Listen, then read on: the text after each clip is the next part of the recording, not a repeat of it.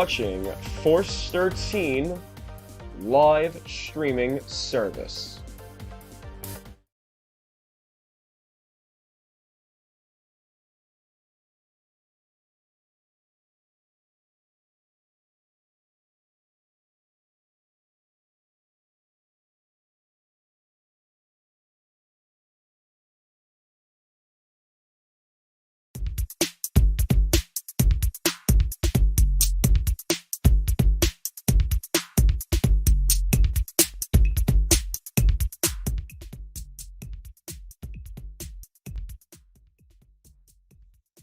Good morning and welcome to Force 13 Live. We are live covering Hurricane Lee, which is now officially a post-tropical cyclone as it makes its way accelerating rapidly northward towards Atlantic Canada this morning.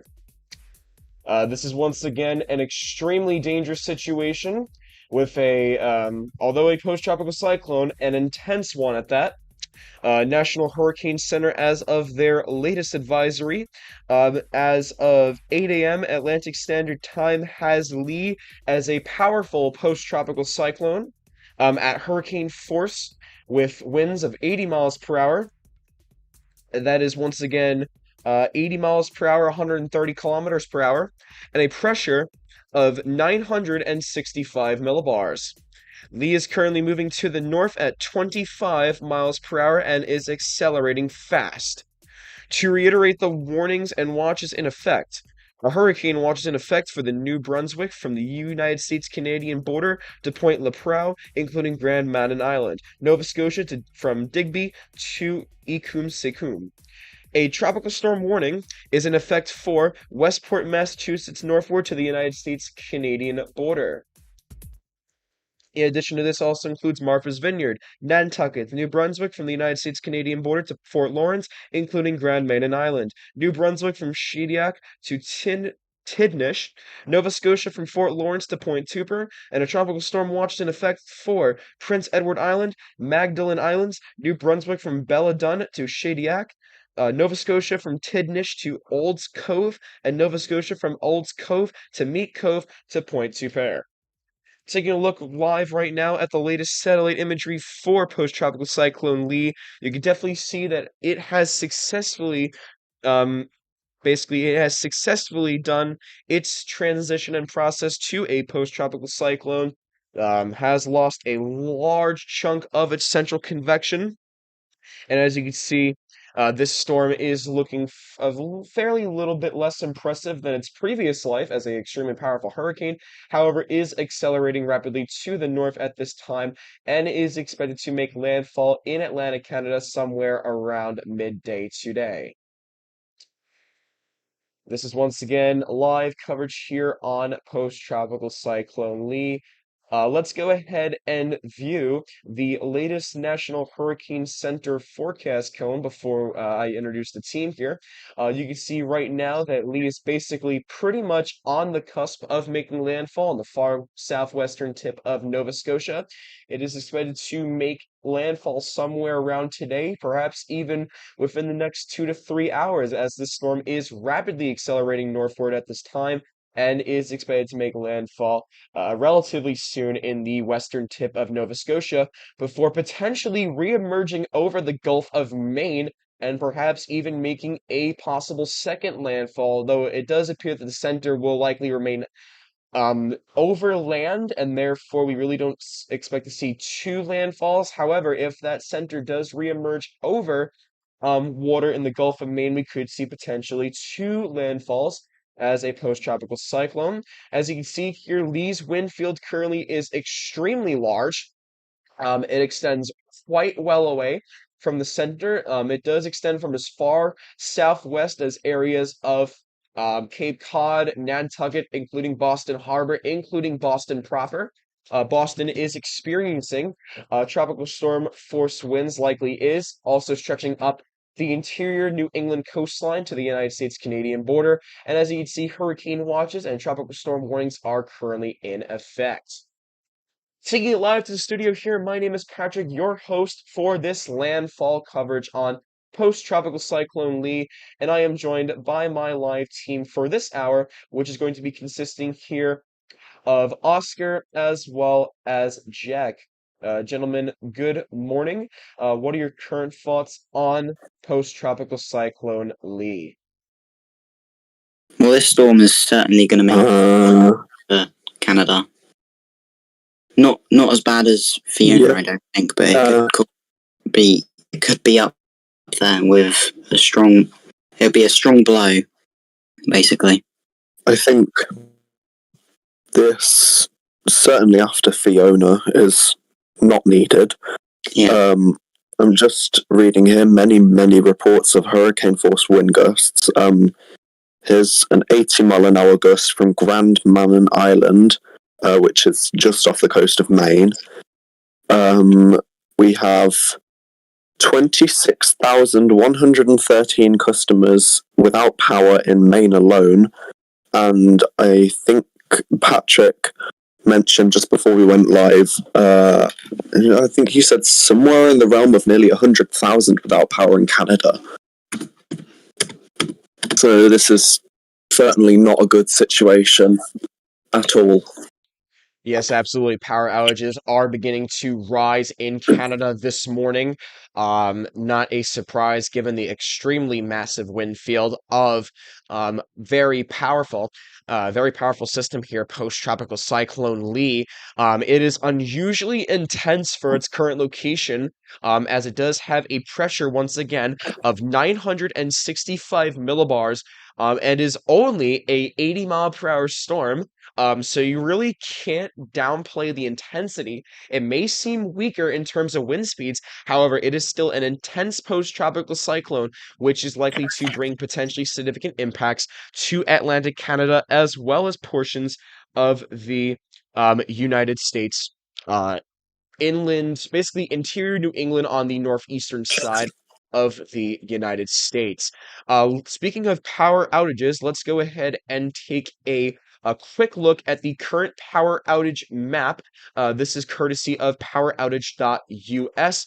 As you can see here, currently 26,000 customers are without power in the state of Maine. Let's go basically county for county here. Before we do that, if you have any questions, comments, or concerns for our team as well as us here at Force 13, we are going to be live up until landfall with you guys, so make sure to send in your questions, comments, and concerns to our live team so we can make sure that your questions are indeed answered so that you can know the most up-to-date, accurate information on post-tropical cyclone Lee. So as you can see here, Washington County, 4,667 customers are without power. In Hancock County, 8,374 people are currently without power. In Waldo County, 1,520 people are without power. In Knox County, 4,819 people are without power. Going a little bit south here, we're actually going here to please do excuse me if I do pronounce this wrong, but this is Penobscot County. 2,791 people are currently without power. In Lincoln County, 305 people are without power. In Cumberland, or actually in the Sagadahoc County, 420 people are without power. In Androscoggin County, 1,000, or basically around 2,000 people are without power. In Cumberland County, which is the county seat of Portland, Maine, 771 people are without power. Aroostook County, no people without power. Piscataquis County, 59 people. Somerset County, 32. Franklin County, 284. Oxford County, only 2. York County, only 19. And as I said before, Androscoggin, about 2,000 people are currently without power here. Let's go live back to some satellite imagery right now. We'll take a look at some visible imagery right now. We'll take a look at the latest image here on visible imagery and zoom in to this particular storm. As you can see here, well-defined center, although it doesn't have as much robust convection as you typically see with a tropical cyclone. This is because it is a post-tropical cyclone, and this is a quite intense post-tropical cyclone. And as you can see here, it still is looking quite impressive in terms of its current state, although not necessarily impressive compared to its previous life, as you guys may recall that this storm peaked as an extremely dangerous Category 5 hurricane all the way when it was down by the Leeward Islands. However, this storm is still going to pack a significant punch to these particular locations, and you need to be preparing for the absolute worst case scenario.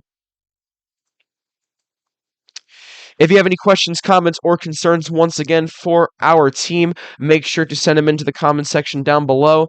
Let's go ahead and see if we have any questions coming in. The music guy states, thoughts on New Atlantic area of interest. Well, we can go ahead and take a look at that for a quick moment here, as we can also take a look at what's going on quickly around the rest of the wide world of tropics. As you can see here, we do have post-tropical cyclone Lee still active and is likely to make landfall somewhere along the western tip of Nova Scotia later today. And as you can see, we also have tropical storm Margot, which from insight from our team is already potentially looking like an extratropical cyclone. It is looking really isn't looking quite the picture. And as you can see here, a National Hurricane Center does anticipate that it will eventually make that post-tropical cyclone transition before potentially getting up towards areas of I believe that is the Azores, if I'm not mistaken. It could potentially spread some impacts over there, although likely not significant. However, our next major system that we're going to be taking a close eye on is going to be Tropical Depression 15, which is removed well if the Lesser Antilles. National Hurricane Center expects this storm to gradually intensify into potentially a powerful hurricane. It does have right now, as of their latest advisory, a 110-mile-per-hour peak, which means this could potentially get up to major hurricane status, as it is going to be moving into some pretty favorable sea surface temperatures. However, this is going to make a pretty sharp turn off to the northeast. However, more medium range and long range guidance does actually take this storm and does have this storm lasting for a pretty long time. So this could be a potentially significant ace producer as well. However, it is not likely to make any direct impacts towards land, although you can see potentially high surf and rough waves for Bermuda, and potentially swells could be sent to the United States mid-Atlantic and northeast coastlines, depending on how large the system is when it does make it up to that point. We can quickly hop on over to the Eastern Pacific here real quick. We do have Tropical Depression 12E, which is looking not as impressive. It is not expected to do really anything much and is expected to weaken considerably. It is not even that strong of a system right now, only 30 miles per hour, moving west-southwest at 8, and is really not going to be at all significant in any way. In addition to this, we also do have a new area of interest. This has actually been an area of interest we've been tracking here. It now has a 40% chance of development over the next 7 days and could become our next major system here in the Eastern Pacific, as it does head off to the west-northwest and could potentially, it is expected to go far away off the eastern side of Hawaii. Will stay well away east of Hawaii. However, this system could be the next major system we are dealing with in the Eastern Pacific here. Oscar, you wanted to relay something? Go ahead. I was just going to say with 15L, some of the longer range models are suggesting that once it's made its transition, it will be a windstorm problem for here in the UK and also in Western Europe. Yeah, absolutely. Make sure to keep your questions coming into make sure to keep your questions coming into Force 13. Yeah, I'm sorry about that.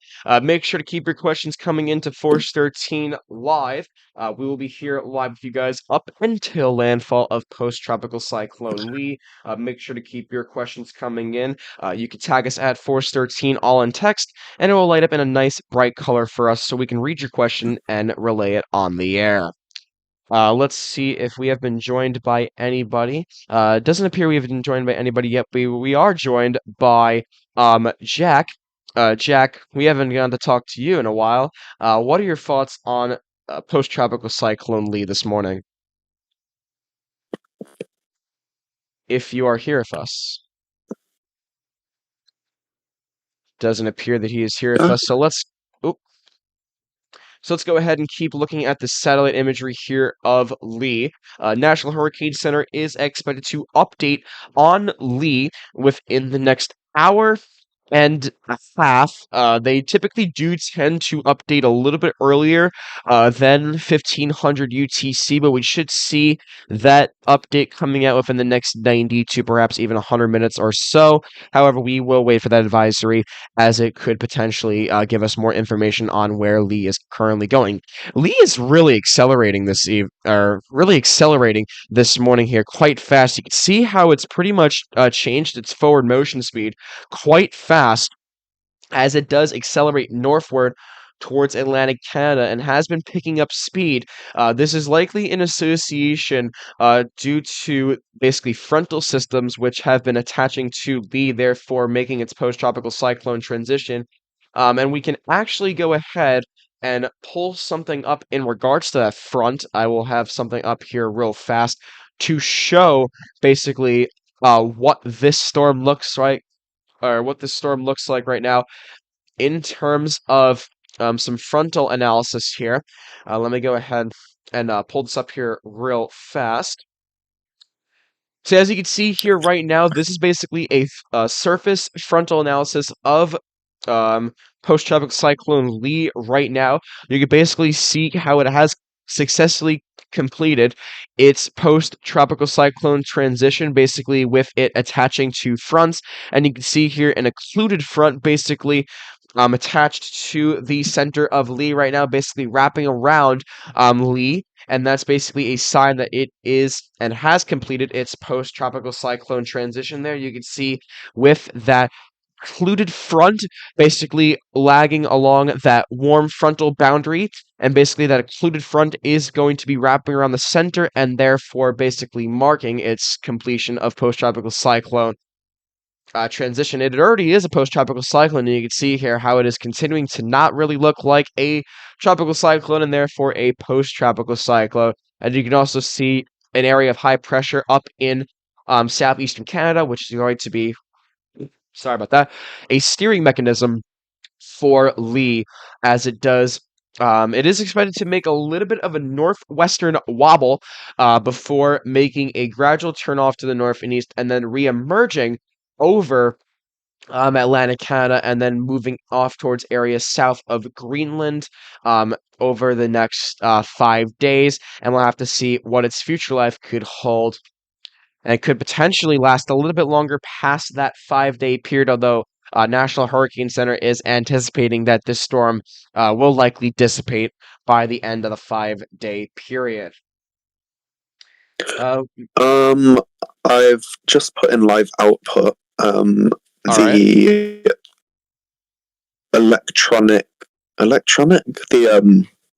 power outages map, that's the word, for Nova Scotia.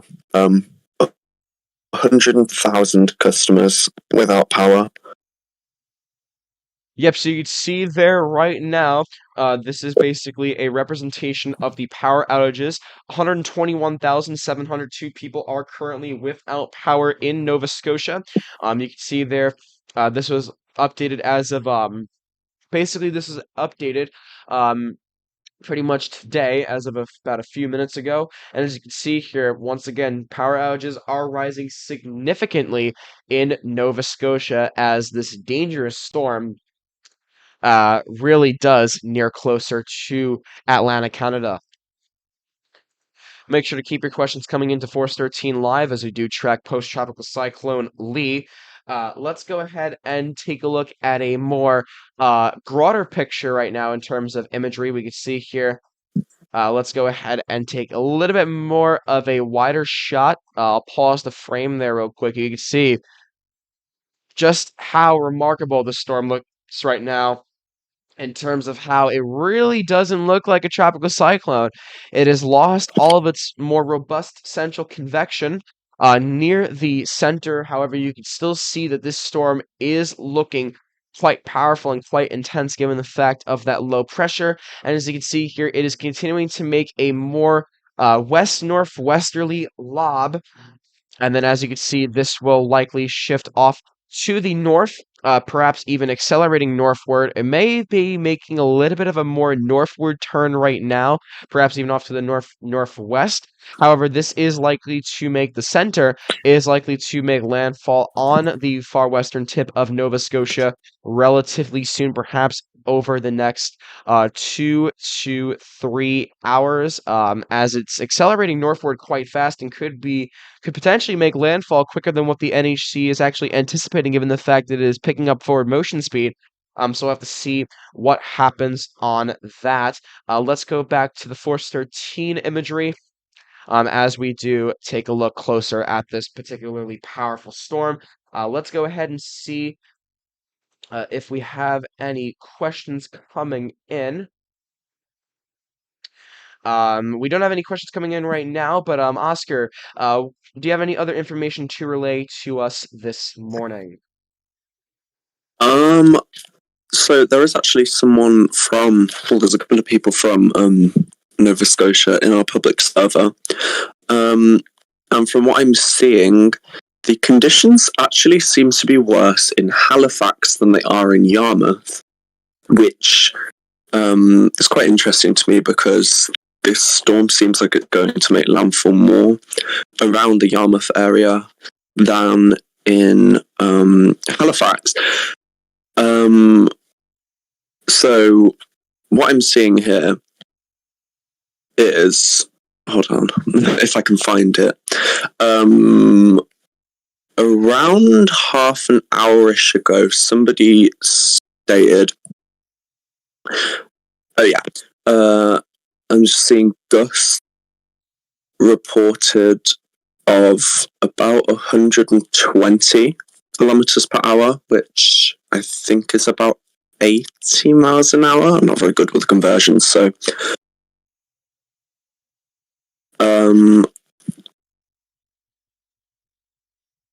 however, I would imagine the conditions are probably going to progressively get worse throughout the day as this storm moves up, landfall, and then moves through. A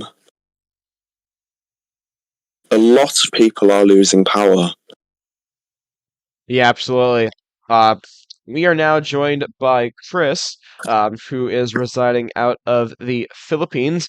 Good morning, and what are your thoughts on post-tropical cyclone Lee? My personal thoughts on Lee, I think it poses a big threat, especially on Nova Scotia and New Brunswick, and probably maybe Newfoundland and Labrador after it passes through Nova Scotia, probably. Yeah, absolutely, definitely is going to be quite a powerful storm as this does near Atlantic Canada. Let's go ahead and take a look at the forecasted storm surge. This is basically going to be feet above ground level here. You can see Martha's Vineyard, 1 to 3 feet of storm surge is anticipated. Nantucket, 1 to 3 feet of storm surge is anticipated. Cape Cod Bay, 1 to 3 feet. Boston Harbor, including Boston proper, 1 to 3 feet of storm surge. In addition to this, off the coast of Maine, 1 to 3 feet of storm surge is basically anticipated across the entirety of the Maine coastline here. Also along the border of the United States and Canadian border region there in the Maritimes, 1 to 3 feet of storm surge is also anticipated.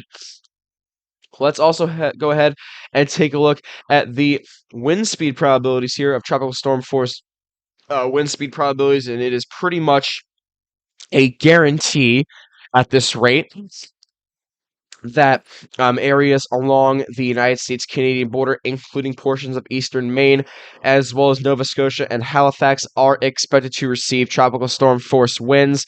I think it's a given at this point. These chances are rapidly increasing and deteriorating.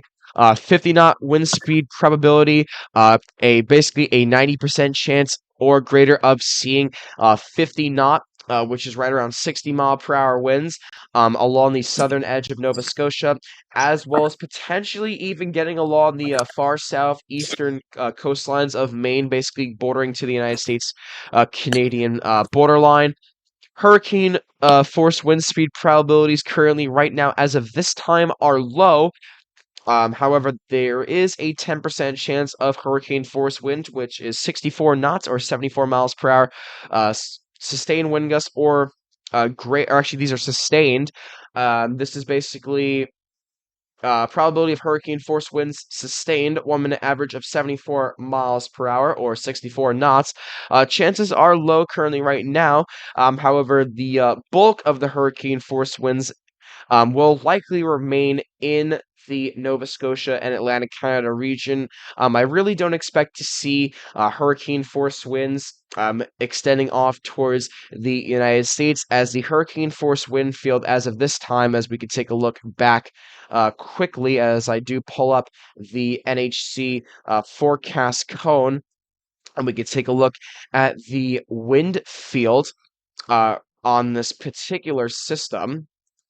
Let's go ahead and take a look back at the National Hurricane Center forecast cone. I'll just pull this up here real quick. Here's the latest National Hurricane Center forecast cone yet again. As you can see here, that hurricane force wind field does extend a decent ways out from the center. I can actually pull up the advisory here, 44A. Basically, right now, hurricane force winds extend outward up to 140 miles or 220 kilometers per hour, or not 220 kilometers per hour, just 220 kilometers from the center, and tropical storm force winds extend outward up to 390 miles or 630 kilometers. A sustained wind gust of 47 miles per hour or 76 kilometers per hour, and a gust to 55 miles per hour, 89 kilometers per hour, was reported in Nantucket, Massachusetts.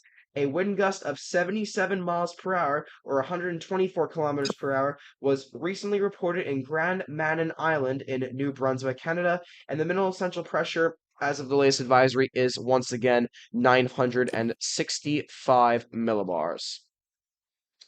Once again, if you have any questions, comments, or concerns for our team, make sure to bring them into the comment section down below. This is once again Force 13 Live with your coverage on post-tropical cyclone Lee. We are hoping to be joined by one of our cyclone analysts, Jonesy, relatively soon. He is currently doing some TCOS stuff, but hopefully we are joined by him relatively soon. Once again, this is Patrick here live, taking it to the studio as we do track post-tropical cyclone Lee, and I'm once again joined by Oscar. Oscar, do you have any information coming in from the wires off your end currently? No, actually. I'm gonna start scouring Twitter.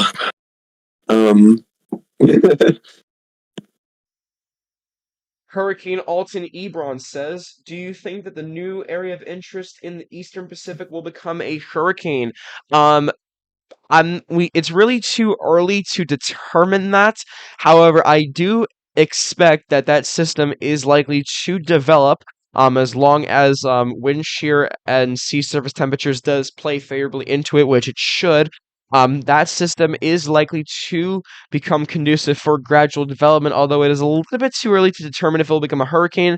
However, it could become a potentially decent system in the Eastern Pacific and could become a decently strong tropical cyclone. We'll have to see once more guidance comes in from the models, which we will take a look at the models pretty much after this storm does make landfall, post-tropical cyclone Lee, and we'll dedicate a little section of that to the model guidance before we do eventually head off the air later today.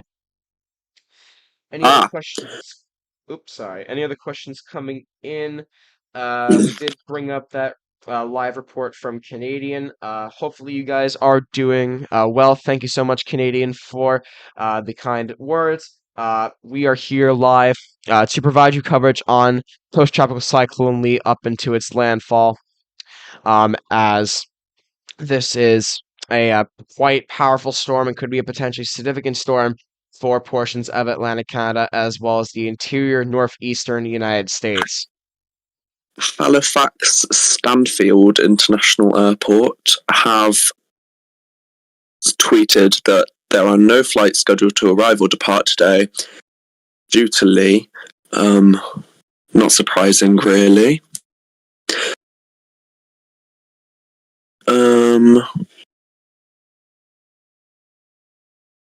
There's a lot of... So, along the coasts, obviously this was to be expected, but those waves are looking really mean, so, I mean, it's common sense, really, but stay away from the coasts.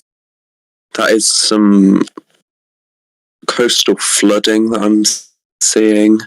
I'm not sure where that is. Peggy's Cove. A lot of people reporting that they're out of power. So I think the main issue here is really going to be people losing power. Yeah, absolutely. I do have a little bit of an interesting tool here. This is a live wind report, basically a live wind report map here, basically showing observations coming out from Lee. We did have a report come out from 2 hours ago from Georges Bank, basically 170 nautical miles east of Hyannis. This had a buoy elevation of 10 feet of 35 miles per hour. A report from Briere Island Airport from about 2.5 hours ago has had a gust of 50 miles per hour. A report from Nantucket Airport, a wind gust of 30 miles per hour was reported. These might even be sustained. They might be gusts, but they also could be sustained. Bar Harbor Airport, 20 miles per hour. Auburn Lewiston Airport has an elevation of about 617 feet of around 20 miles per hour. All the way up here, Sable Island Airport, 30 miles per hour. Moncton A and B, which I believe could be a weather station up there. 25 mile per hour gust to the southwest was reported. Also, trying to find this here. Block Island Airport has only reported a 10 mile per hour sustained. And pretty much as you go further south into the Long Island Sound, southern New York City, this storm has pretty much moved out of their hairs. Thank goodness this really did not move further west. However, impacts were definitely felt along the south shores of Long Island, including the beaches of New York City, with some pretty high waves as well as some rough surf. In addition to this, Lee's outflow, which basically was onsetting across the basically the Long Island area yesterday, did actually bring some light and gusty conditions. It actually brought a very nice breezy in terms of like it brought very nice breezy conditions to the area. I actually did feel the outflow effects coming from Lee, as winds did pick up a little bit in my area, not too high, but definitely did pick up. And you can also confirm off a satellite from yesterday that Lee's far western outflow region did overspread across the New York City area, as well as a large chunk of Long Island where light gusty conditions were reported. However, this storm is well away from that region right now and is setting its sights on Atlantic Canada. We're now joined once again by Chris. Welcome back once again from the Philippines. Oscar, would you like to comment on the satellite appearance right now on Lee as it does near Atlantic Canada this morning? Lee. Hold on, let me pull up her. That is Lee. Yeah. Yeah. So, yeah, it looks like an extratropical system. It still has that convective burst sort of to the north of its center, which I'm seeing. So, Yeah, it's got a very, very large sort of area. Sorry, my mind's going to sleep a little bit here. It's all right. However, so I would imagine with a lot of X's, at least from my own experience, what you'll get is you'll have very, very strong winds with very minimal rain, or the wind will just stop and it will start raining. They're very with hurricanes, you sort of have very constant wind and rain. With X's, it's very stop start, and it will be very, very, very powerful 1 minute, and then it will just stop. What you need to remember with these systems is you cannot be going outside, because even if you think it has stopped, you could step outside thinking, oh, it's not raining and we're getting maybe some 15, 20 mile an hour gusts. You'll go outside and then it will just start absolutely tipping down, and the winds will just suddenly out of nowhere pick up to about 50, 60, 70 miles an hour. And then, so you need to be keeping yourself very, very careful. Mm-hmm.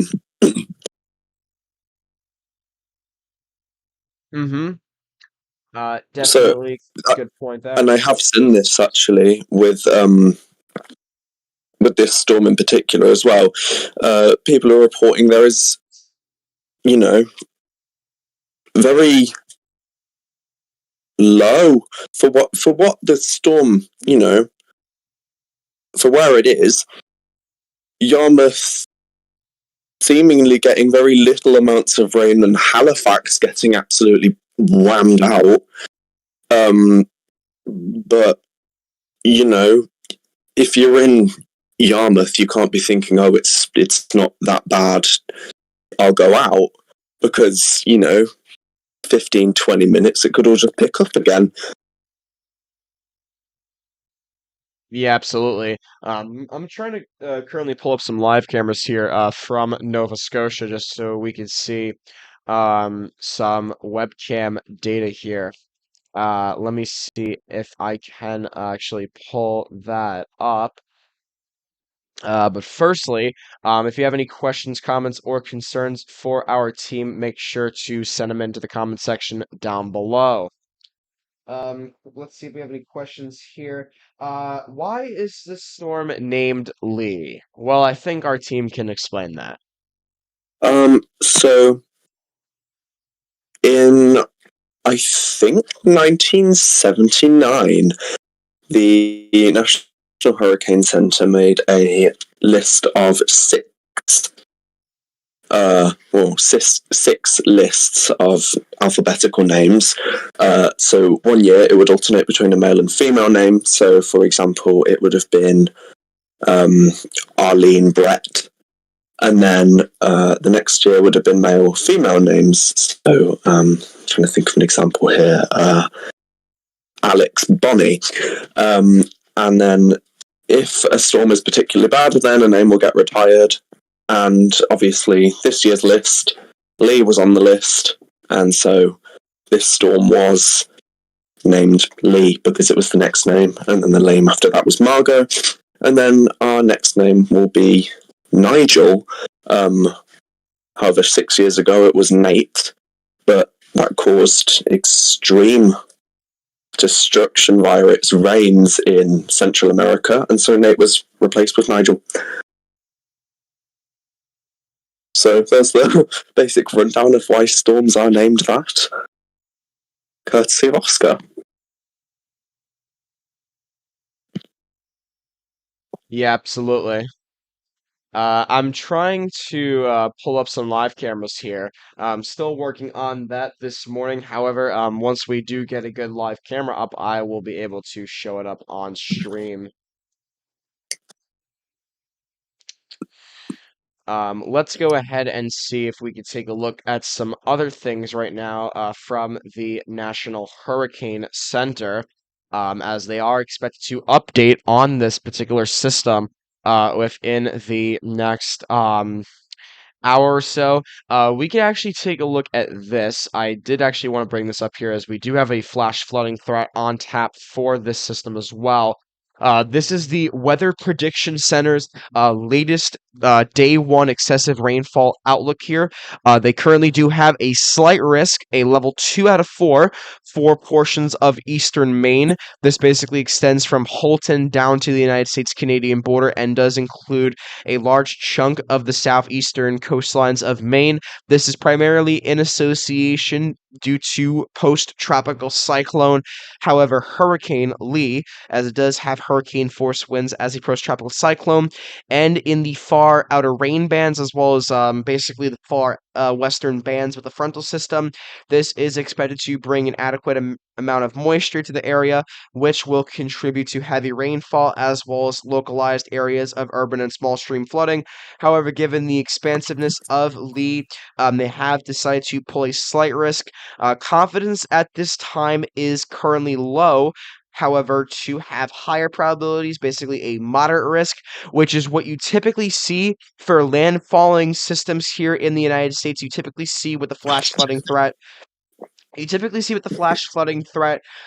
More of a moderate type level risk here, 3 out of 4, or perhaps even a high risk. We're not really dealing with a potentially widespread and significant flash flooding event, although due to the fact that this is going to be a more isolated region here, the Weather Prediction Center has gone ahead and decided to keep it at a slight risk, although you could see localized areas of potentially significant life-threatening flooding, especially in urban areas, small streams and creeks, as well as streets and highway underpasses. Now, if you're underneath a flash flood warning, obviously the first thing you want to do is make sure that you seek higher ground immediately. Treat it as if it is the worst case scenario, particularly dangerous situation, and make sure that you are preparing for the potential of localized areas of flash flooding. The music guy says new area of interest in the Atlantic, 30% in 7 days. Thoughts on that? Let me go ahead and check and see that real quick, as we haven't really taken a look at the wide scale here. We actually do. I did forget to bring this up here. We actually do have a 30% area of interest here in the far eastern tropical Atlantic, basically right along the main development region. And this is basically a wave currently located just along the western coast of Africa. This is going to move off the west coast of Africa by the middle of the week. And thereafter, conditions are expected to become conducive for some gradual development of the system as it moves westward across the eastern tropical Atlantic. We will take a little bit of a look at model guidance on that system, particularly in the latter half of this coverage. But let me go ahead and pull up the satellite imager once again on Lee. Make sure to keep your questions coming in from Force 13. Make sure to keep your questions coming in to our live chat down below. Oscar, have you noticed anything with the overall presentation on Lee as it continues to accelerate rapidly northward this morning? It's obviously undergone its transition, and so it's continuing to turn more from a typical hurricane structure and look to an X look and structure. So I can't find any imagery of it anywhere.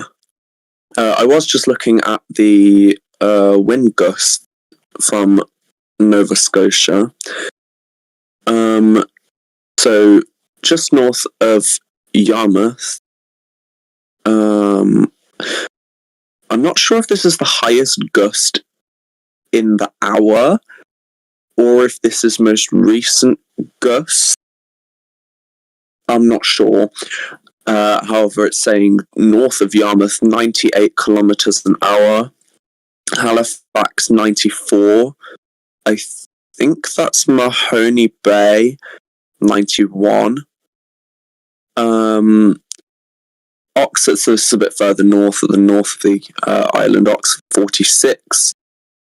Then on Cape Breton Island, 74 kilometers an hour.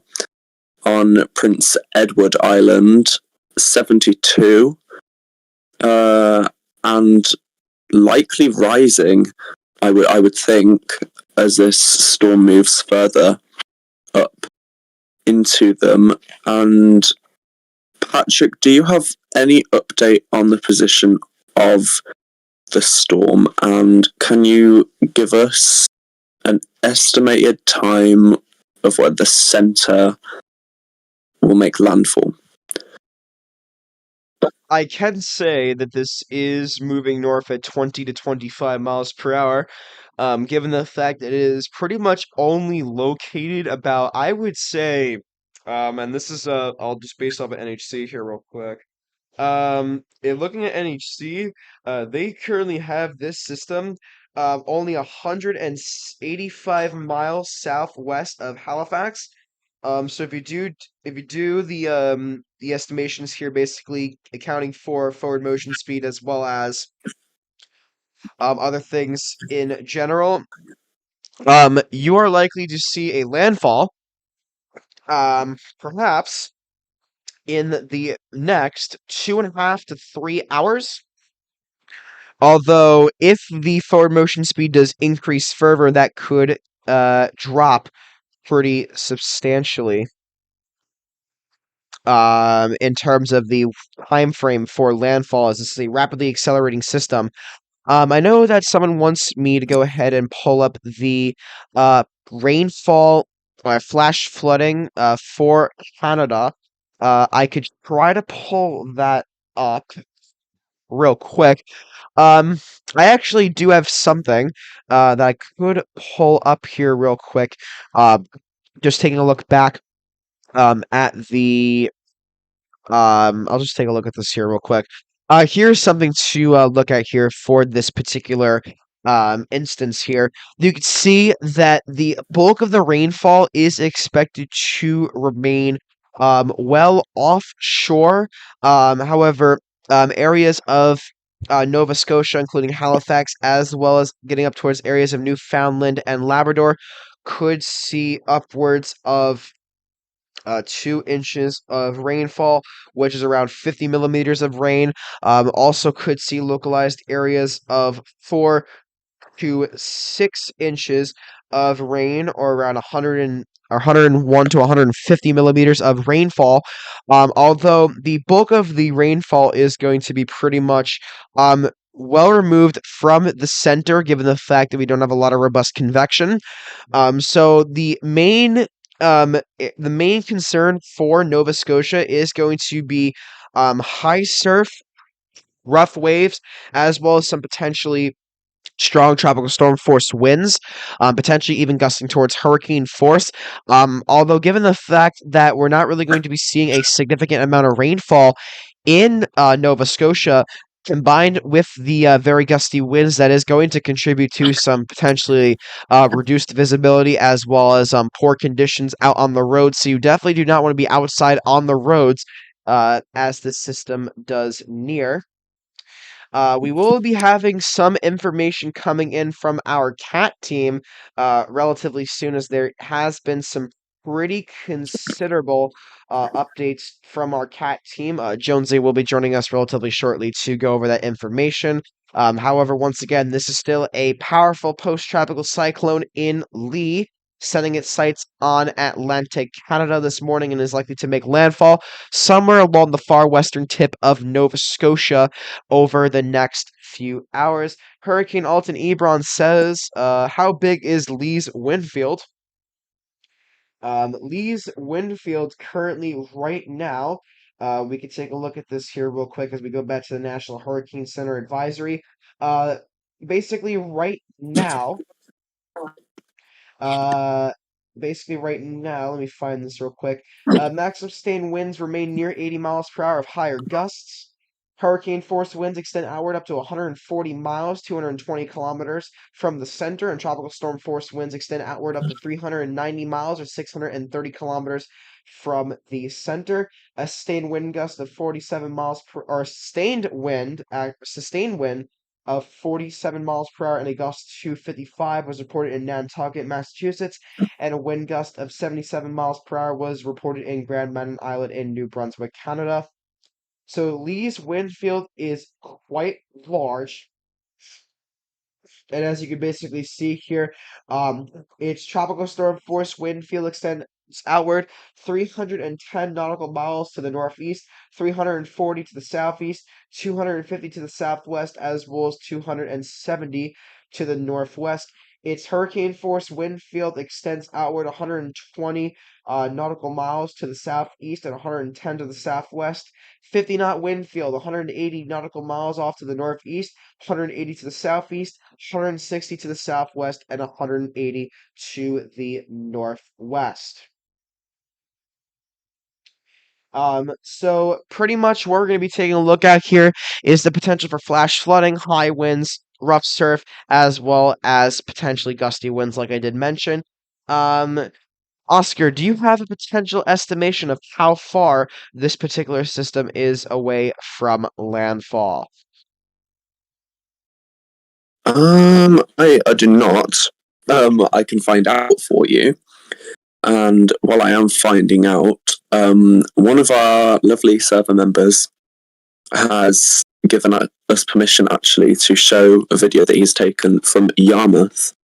I put it in live discussion, and if you want to shout out while I'll find out about how far away this is from land.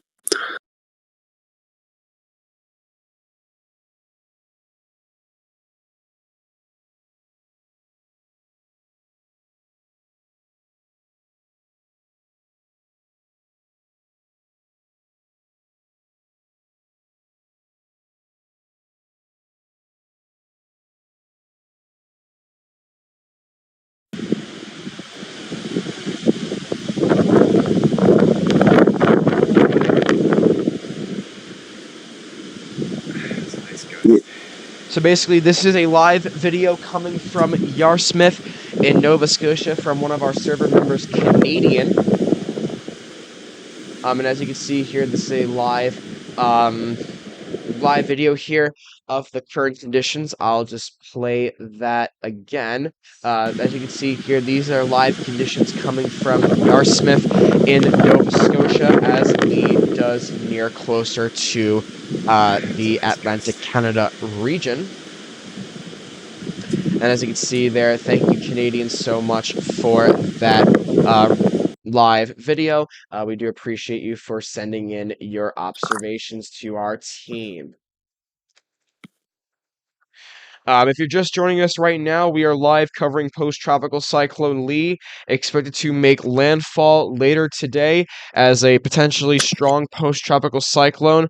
There's a little bit of uncertainty on if it will make landfall as a hurricane force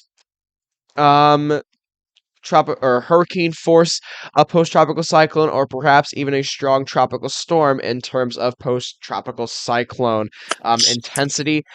We will have information coming in from our CAT team relatively soon, as I do know that Jonesy will be joining us.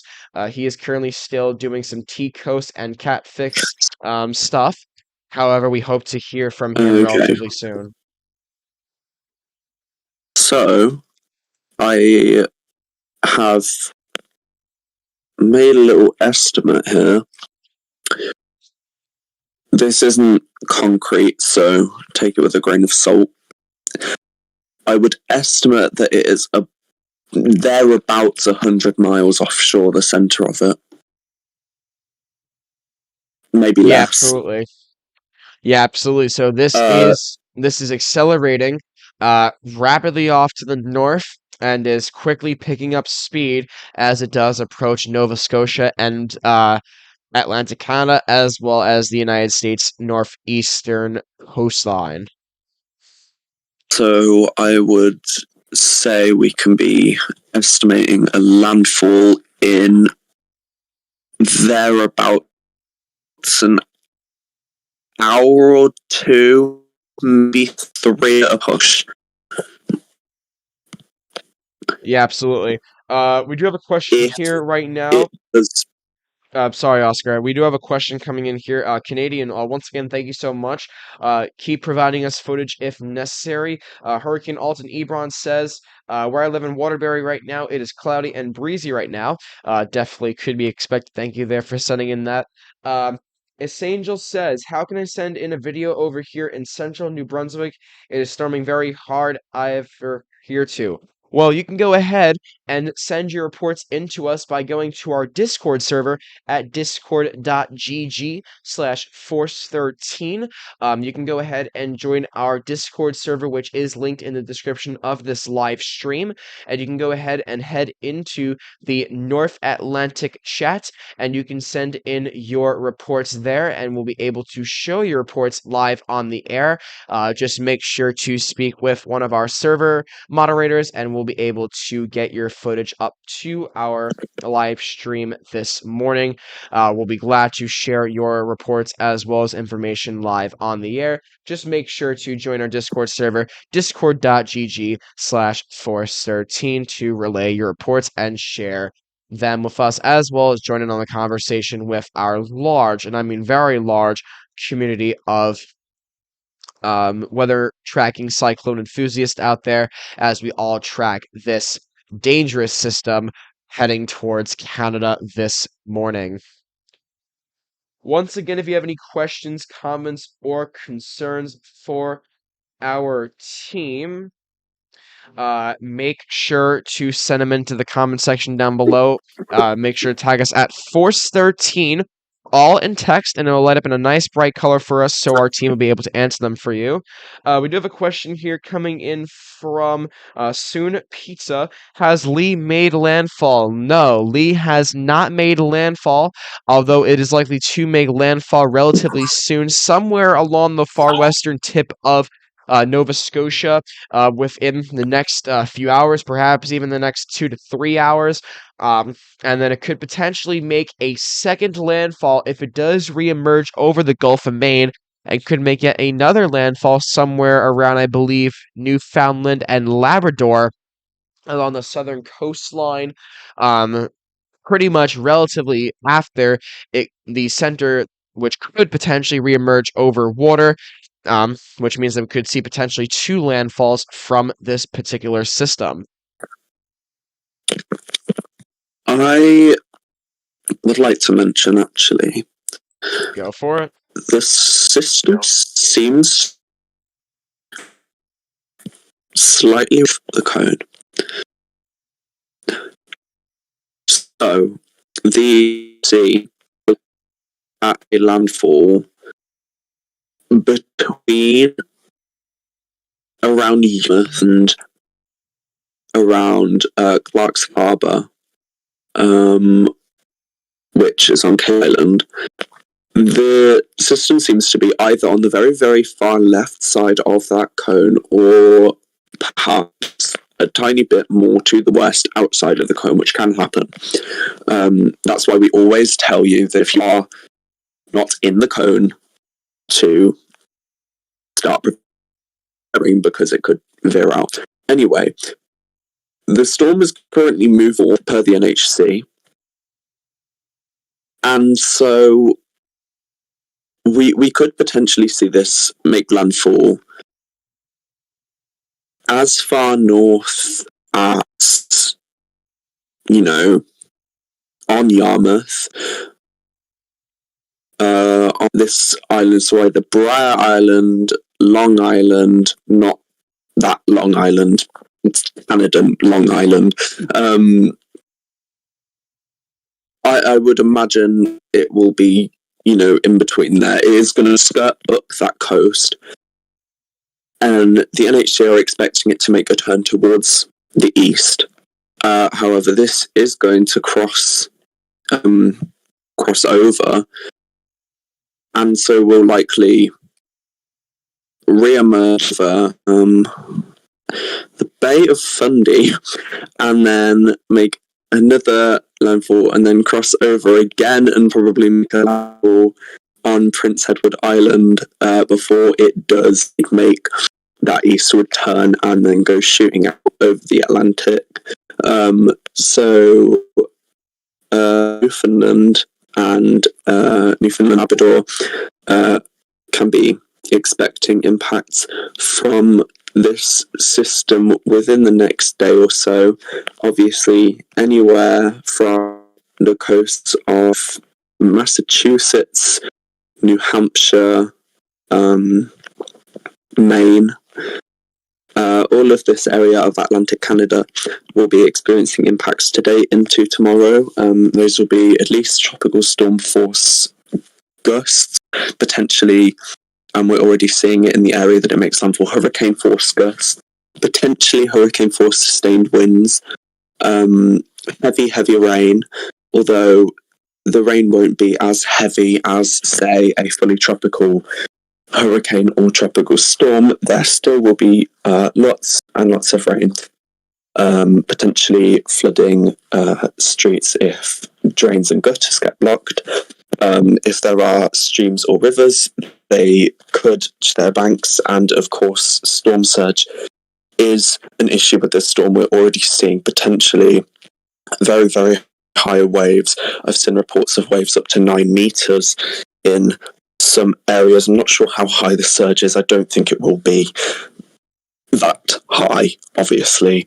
However, you are going to be seeing some high surge. Reed Timmer actually posted a video of some of the waves earlier this morning, which we can't show here because that is private property, but I can tell those waves, it looks very heavy. So, as I've mentioned, and will keep mentioning, stay away from the coast, stay indoors if you can. If you absolutely have to go outside, don't, basically, because conditions can and will change very, very quickly. So stay vigilant, stay safe, stay inside, away from the coast, and from this point, I mean, I would say make your preparations, but it's already there, so you don't really have any time. Oh, yeah, absolutely. We do have a few questions coming in here. From Hurricane Alta Ebron, any possible lightning in the convection burst of post-tropical cyclone Lee? If we take a I look at highly doubt it. if you take a look at the infrared loop of the imagery I currently have live up on the screen here, you can kind of see that the convective bursts are kind of weakening on the western side, pretty substantially. You can see that those darker reds are actually becoming more lighter greens to even lighter yellow. So the storm is Yes. likely weakening. I will say that the storm is likely weakening given the latest infrared and satellite appearance. However, this is still With extratropical. this is still an intense extratropical cyclone. However, in terms of wind speeds, this is likely weakening on approach to Canada, which is definitely That good. isn't to say that the winds will be low, of course. These are still, 70 mile an hour winds, and you could still have gusts in excess of 75, 80 miles an hour, potentially. We've already seen a couple. So, this storm is already well upon everyone. And also, I know we keep talking about a landfall and saying when landfall is going to occur anywhere near maybe Yarmouth. That doesn't change the fact that Boston, Massachusetts is still seeing impacts from this storm. It is a very, very wide system, so you're going to be seeing impacts, anywhere from Cape Breton Island all the way down to Massachusetts, Rhode Island, Connecticut. So.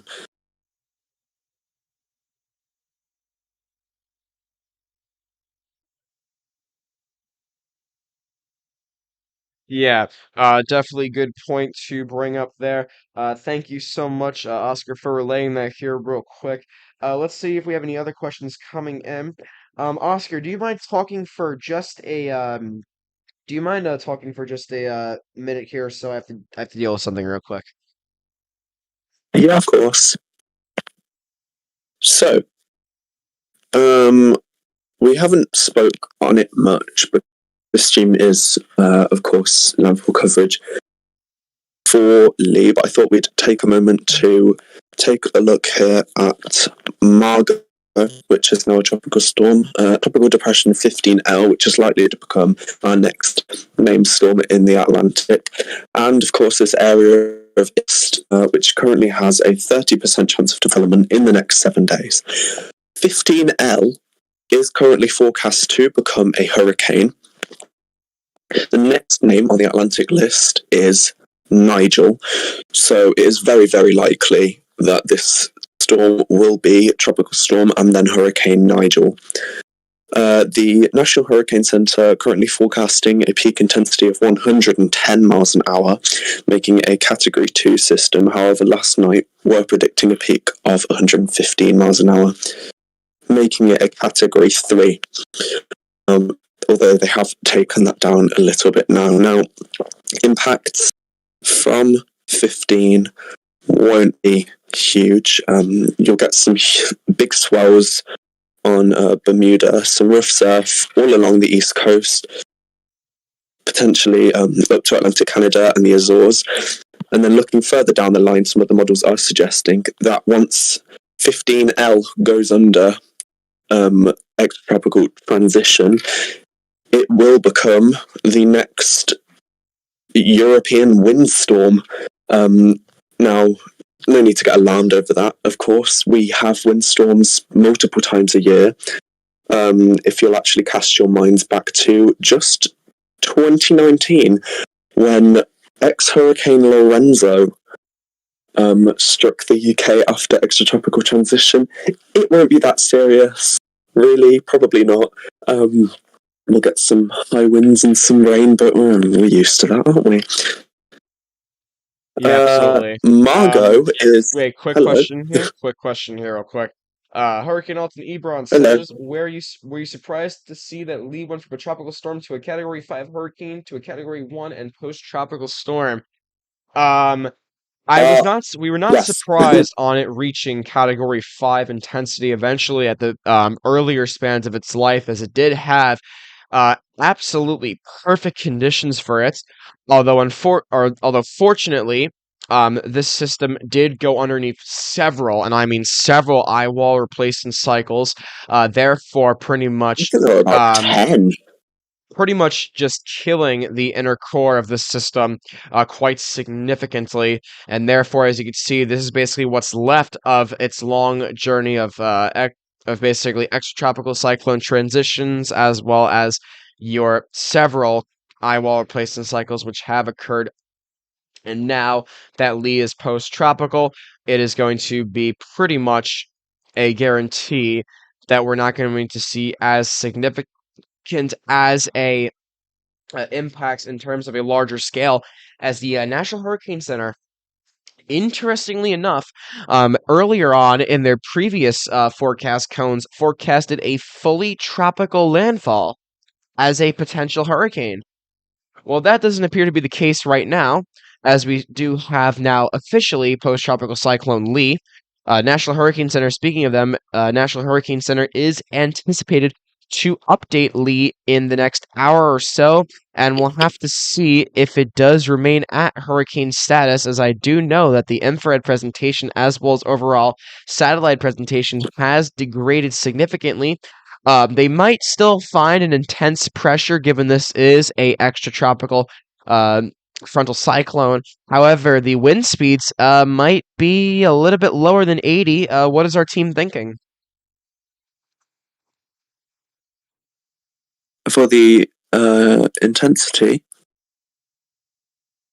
yes. I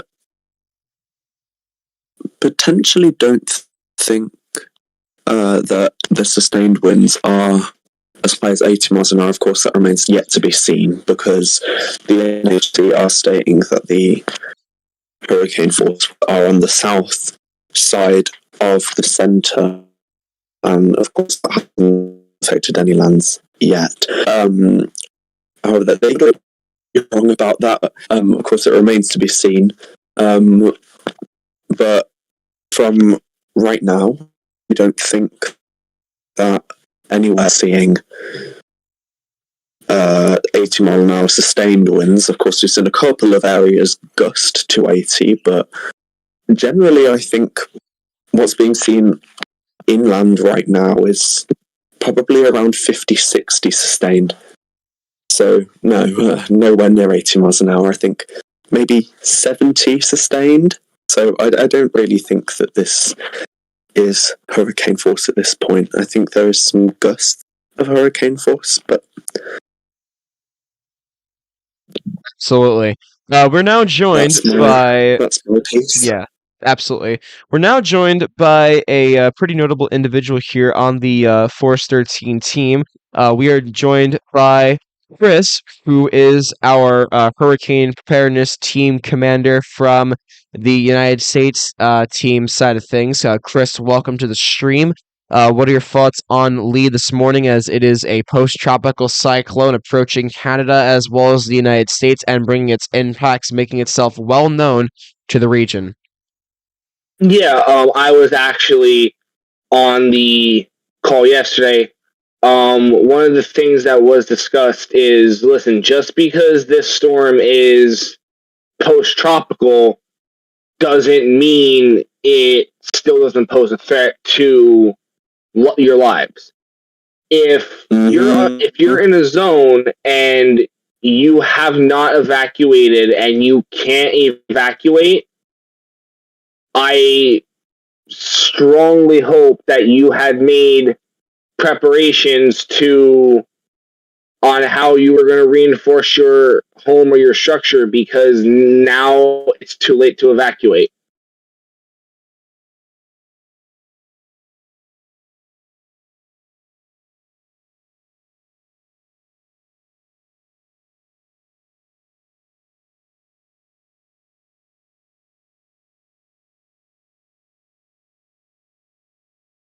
Yeah, absolutely there, Chris. While this isn't going to be as significant as what previous forecasts were indicating, you should have rushed your tropical storm and hurricane preparedness plans to completion immediately, as the system does near dangerously close to Atlantic Canada. We are still waiting for the arrival of Jonesy, as he does have some pretty um pretty breaking news information to relay to our team in terms of um our team's latest analysis, as well as basically intensity estimates on several systems, including Lee. We hope to relay that information to you guys relatively soon, as we do continue to monitor the progress of post-tropical cyclone Lee this morning. Make sure to keep your questions coming in to us here at Force 13, and you can do that by tagging us at Force 13, all in text, and it'll light up in a nice bright color for our team to answer for you guys, so we can keep you up to date with the latest information on post-tropical cyclone Lee. Chris, while you're here with us right now, do you want to go over basically what you should have prepared for the arrival of tropical storm force, as well as potentially hurricane force winds, as well as basically what you should be doing in the event you're dealing with a system like this of post-tropical cyclone Lee? So, like I said before, and like what was said last night, just because Lee is a post-tropical cyclone does not mean you're not going to get tropical force winds, tropical storm force winds, or even worse, hurricane winds. And the biggest thing that really kind of gets people, along with the storm surge, is the storm force winds. So one of the things that you want to do is, if you're in your house and you have not rushed your preparations to completion, if you have decided to stay, what you want to do is you want to pretty much treat it like a tornado. You want to move to a room that does not have any windows in case debris starts flying. But what you also want to do is you want to make sure you have sandbags or anything you can put by your doors to prevent your house from being flooded by storm surge and the rain and the flood waters that are going to be being delivered from Lee. Also, in a hurricane, one of the things that you want to have is you want to have pretty much a hurricane kit. In that kit, you're going to want a first aid, like a standard first aid kit, something small, nothing too massive. And you're going to want to have that, enough meds that will last you throughout the week in case you need it. And at the same time, you're going to want all of your documents and you're going to want all your documents in a waterproof case along with any money you have, because knowing how storms work, it's going to take a little bit, especially with storm force winds and the amount of rain these storms like to bring. It may take a little bit for first responders to get to you. And when they get to you, you want to make sure that you have something to identify yourself with. That's pretty much the best kind of advice that I can give currently. I don't have my notes up because I just saw the message come out, so.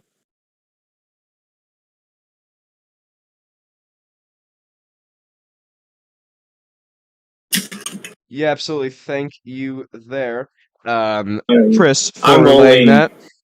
And I'm only here for a couple of minutes. Sorry for cutting you off. It's because I do have to go get my dog's nails cut.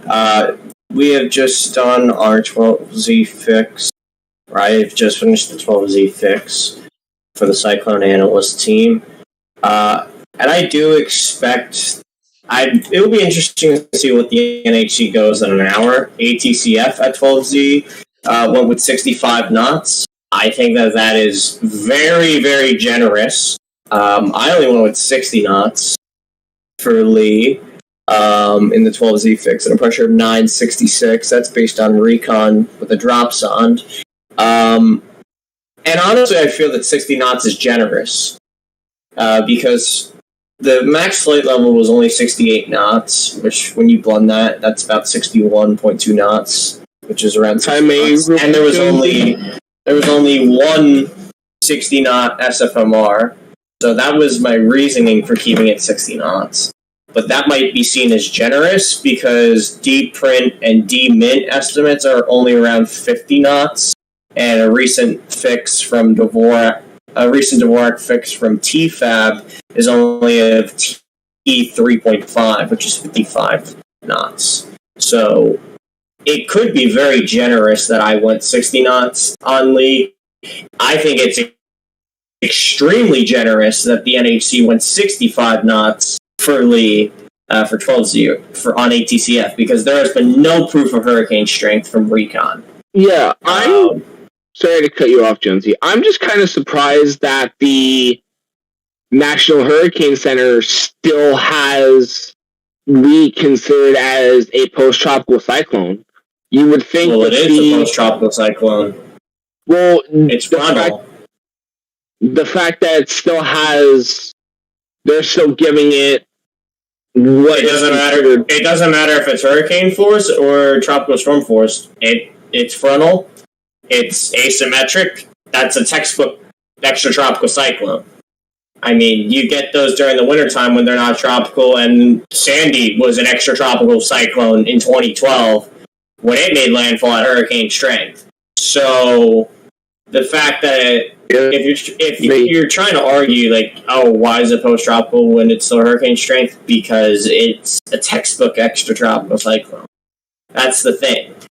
You should still treat it as if it's like a hurricane or a strong tropical storm because it has the winds of that, but it's textbook extratropical at this point. Yeah, absolutely. The NHC are continuing advisories until after. Imagine they'd actually continue advisories. Ooh, probably another day or so. Probably.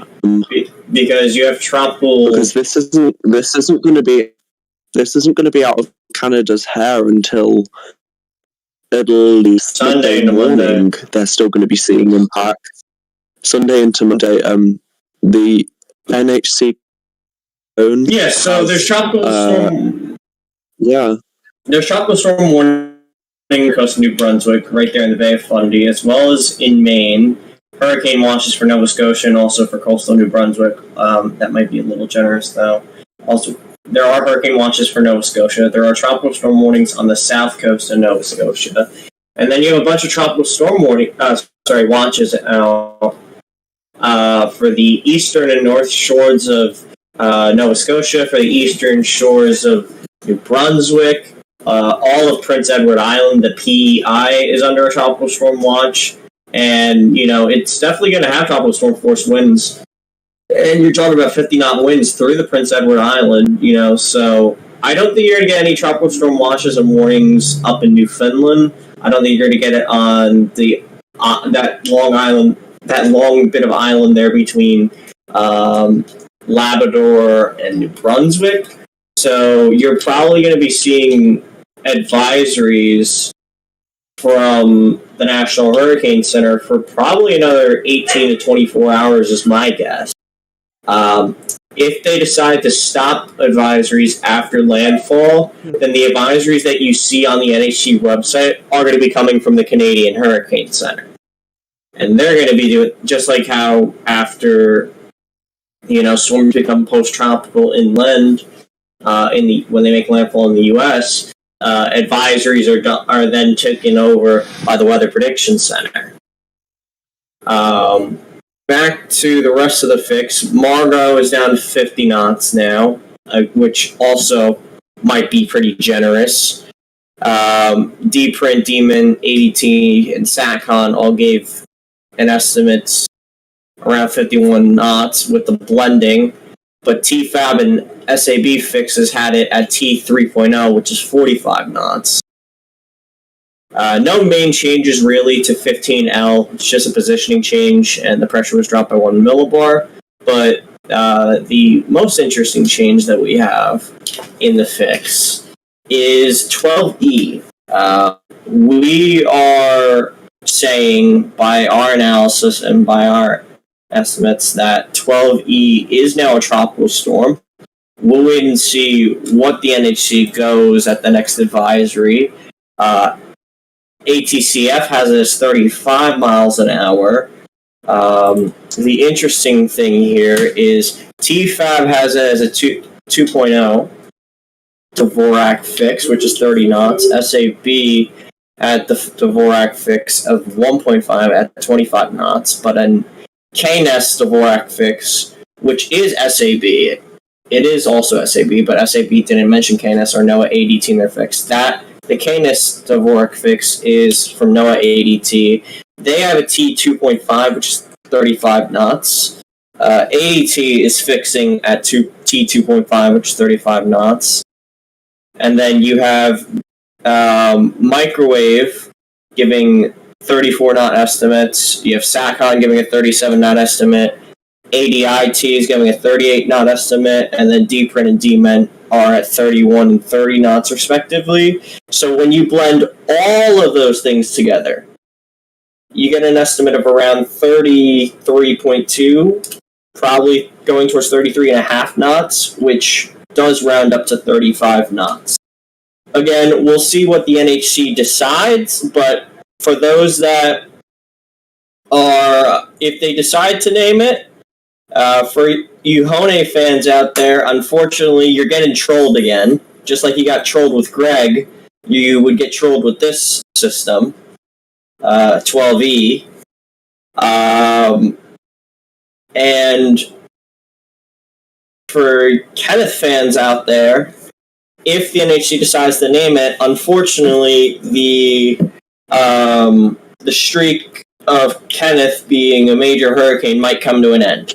But that all depends on if the NHC decides to name it. They might not decide to name it. They might say it's still forecast to become a tropical, just stay a tropical depression. We'll wait and see. ASCAT's supposed to hit in about 6 hours, so it might pull a GERT where ASCAT decides to name it. We'll wait and see on that. But by our analysis, 12E is a tropical storm. Thank you for that, Jonesy. Make sure to once again turn in your questions to us here at Force 13. Hurricane Alton Ebron says, did you say that 15L would become a fish hurricane? Yeah. So let's take a look quickly at the National Hurricane Center forecast code for 15L. We'll take a look at that here real quick. So here is going to be the latest NHC forecast code for 15L. As you can see here, it is not expected to make any close land impacts, and is expected to remain far away from Bermuda, although there could be some rough surf and high seas. However, this is expected to remain far away from land, and it is extremely early to determine if any impacts will be brought in terms of any locations, perhaps even up towards far areas, I would say, like past Greenland. I know that some models have been picking this system to go even beyond that. So that is extremely uncertain right now, as those are purely just long-range models being in the silly range. However, we'll have to keep an eye on this system, as it could be a potentially significant tropical cyclone, regardless of it not making any potential land impacts, and this is expected to remain well out to sea. As we await the... Go for it. I've sent a couple of things in live output to share. Yep, we do have a video coming in from the one of the users who actually was going to relay a video from us here earlier. This was let me just try to find this here real quick. This is from Angel, live from central New Brunswick. And this is basically, I'll just play it again here. This is basically live conditions coming from central New Brunswick from post-tropical cyclone Lee. As you can see, the heavy rain is overspreading, as well as dusty winds as well. And you can see there just the conditions there from central New Brunswick as Lee nears closer to Canada. So thank you there, Angel, for sending in that video live to us, and you can continue to send your live footage as well as feeds to us and our team by going to our Discord server at discord.gg/force13.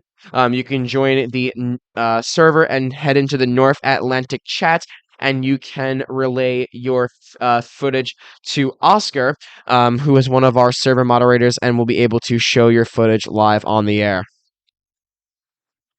As we do await... you can also... Go for it.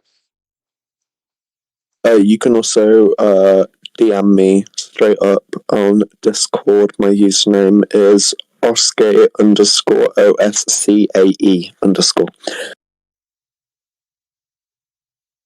As we do await the full update here from the National Hurricane Center, we will be awaiting advisories on Lee, Margot, in this case, 15L, as well as across the Eastern Pacific for Tropical Depression 12E, which, as you heard there from our cyclone analyst Jonesy, could be a tropical storm, and we'll have to see if the NHC does fall suit, and we'll see what happens in terms of the name.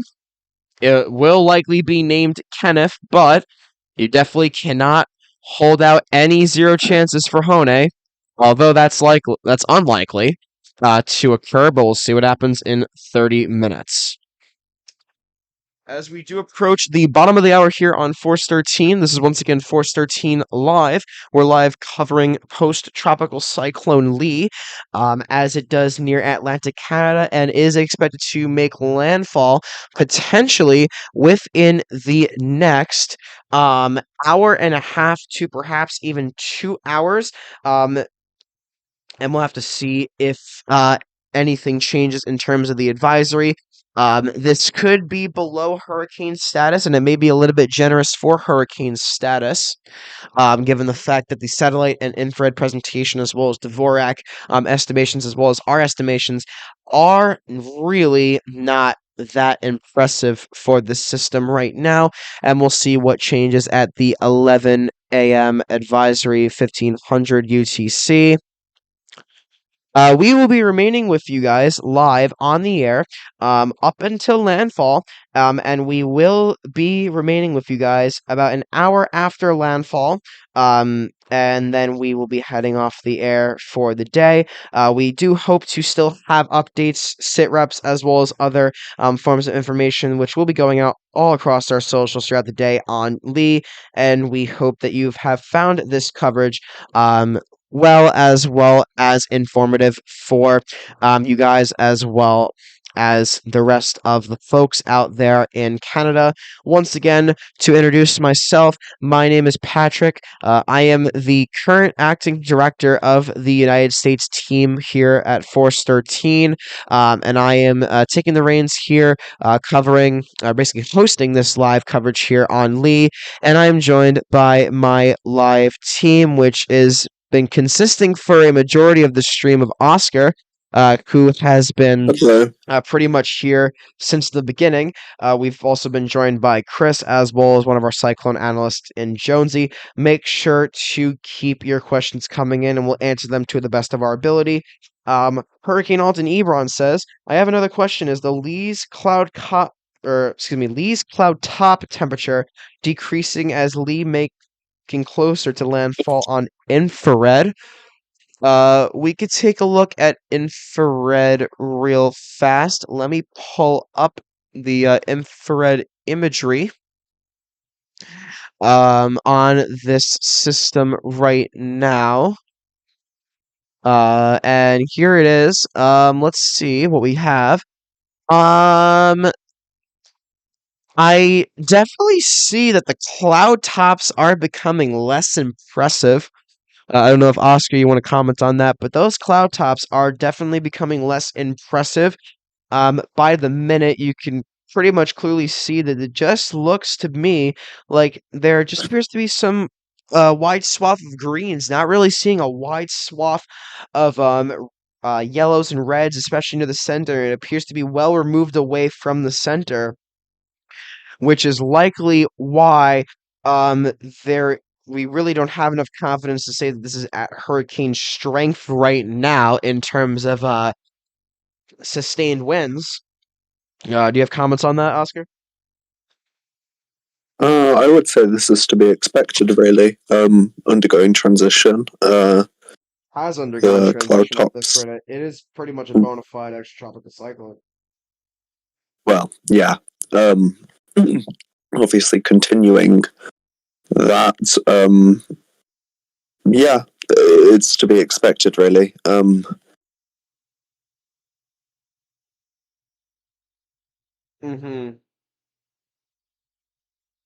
I have some Force 13 news regarding Lee. The windstorm analyst team are initiating fixes on ex-Hurricane Lee due to its possible impacts on Iceland, the British Isles, northern France, and the Benelux area mid next week. So, of course, it won't be as severe then, but they are initiating fixes regardless, as they generally do whenever there is a windstorm threat. And yeah. Thank you for that. Let's go ahead and see if we have any other news coming in. As we can see currently right now and what you heard from our cyclone analyst team, Margot is likely continuing to weaken. Lee is also weakening, although still a potentially intense post-tropical cyclone. Our latest fix from our cyclone analyst team, 12Z fix, has Lee as a 60-knot storm, 70 miles per hour, although you heard there from Jonesy that might be a generous estimate, and a pressure of still 966 millibars. Margot is from these are our estimations from our cyclone analyst team. We have Margot at 60 miles per hour, 50 knots, and a pressure of 993. That also may be generous. We also have 15L, which is still a tropical depression, 30 knots, 1006 millibars. And the one storm that people might be buzzing about in the Eastern Pacific side of things is Tropical Depression 12E, which from our team has been upgraded to a tropical storm, and it'll be interesting to see what the NHC does fall suit with at their 1500 UTC 11 a.m. Eastern Daylight Time advisory, 8 a.m. Pacific Daylight Time advisory, and we'll see if they do indeed go tropical storm. They are likely to go tropical depression given the ATCF fix was at 35 miles per hour.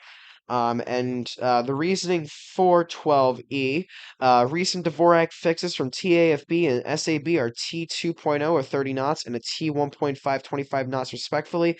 However, a recent KNES Dvorak fix, which is basically SAB, but SAB didn't mention KNES or NOAA ADT in their fix, gives T2.5, which is 35 knots. CIMSS ADT also fixed T2.5, which is 35 knots, with CIMSS AIDT given an estimate of 38 knots.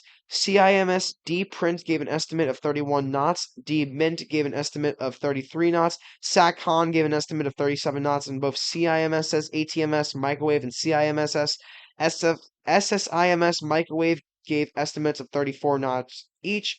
Blending all these estimates together gives an estimate of around 33.2 knots, which rounds up to 35 knots, making 12E the 11th tropical storm of the Eastern Pacific hurricane season. In addition to this, Lee is lower to 60 knots due to lackluster support for hurricane force winds in Lee. Max SFMRs were 60 knots, while max flight level winds were 68 knots. When you blend those together, you get 61.2 knots, which is support for 60. A recent drop sonde has found that the pressure in Lee has risen, however, has risen only by about 1 or 2 millibars to 966. Lee is now in colder sea surface temperatures of around 20 degrees, with those decreasing fast as more gradual weakening is expected up to and through landfall later today in Nova Scotia. However, as you heard from Jonesy, 60 knots could be quite generous, with CIMSS D Print and CIMSS D Mint estimating supporting only 50 knots. A recent Dvorak fix in TAFB of T3.5 or 55 knots, and the fact that there was only one 60-knot barb recorded. Lee has been an extratropical cyclone for quite a while now and has become frontal, although it still has a warm core, therefore indicating a warm seclusion type of extratropical cyclone. You can argue that this has been extratropical for a while, all the way perhaps since 090 or even further than that.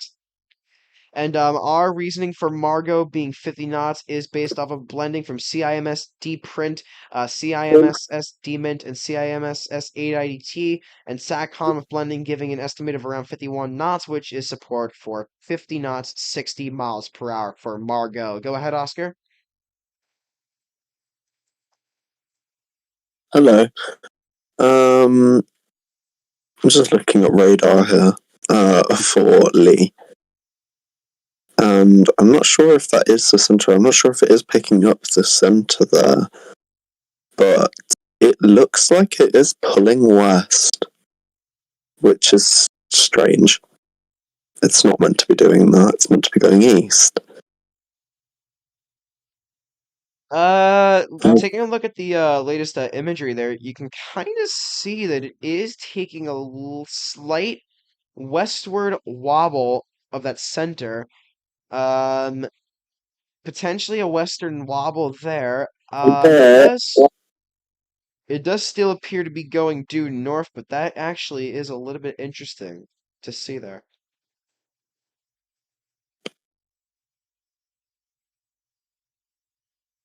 And also taking a look at radar right now from I'll have to try to find this as I do want to see what radar is being used. Right now we can see Lee's bands are beginning to move basically inland, and the velocities on them are increasing, so therefore it does appear likely that wind gusts are going to start increasing in intensity along the far eastern coast of Maine as well as into portions of Atlantic Canada. Let me see if I could actually try something here real quick. Let me pull up my GR level 2 analyst and pull up radar from this particular area so we can actually take a look at a radar perspective for this particular cyclone. But while I do that, Oscar, do you have any other information you want to relay before I pull up some radar data here? If you are still here with me. Hello, sorry, my family's being shouty. So I am going to be on and off until my parents go out. But I'm just looking. Oh, yeah.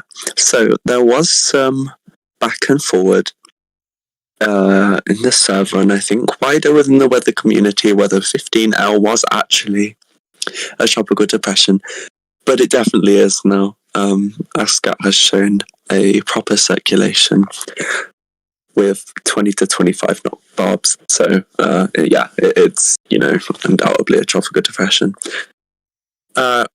With Lee, I think we're just continuing to watch these bands move in. The rain and the wind getting heavier there. And it making this weird westward wobble. So it is actually quite interesting to see, really. This may honestly just ride all the way up, potentially without even making a landfall in Nova Scotia, and instead making one landfall in New Brunswick.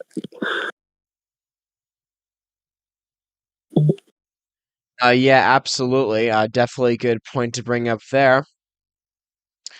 This is likely to make landfall still in Nova Scotia as of the NHC's advisory. I do apologize for saying Newfoundland and Labrador. I meant to say New Brunswick, so I do apologize if I did say that earlier on.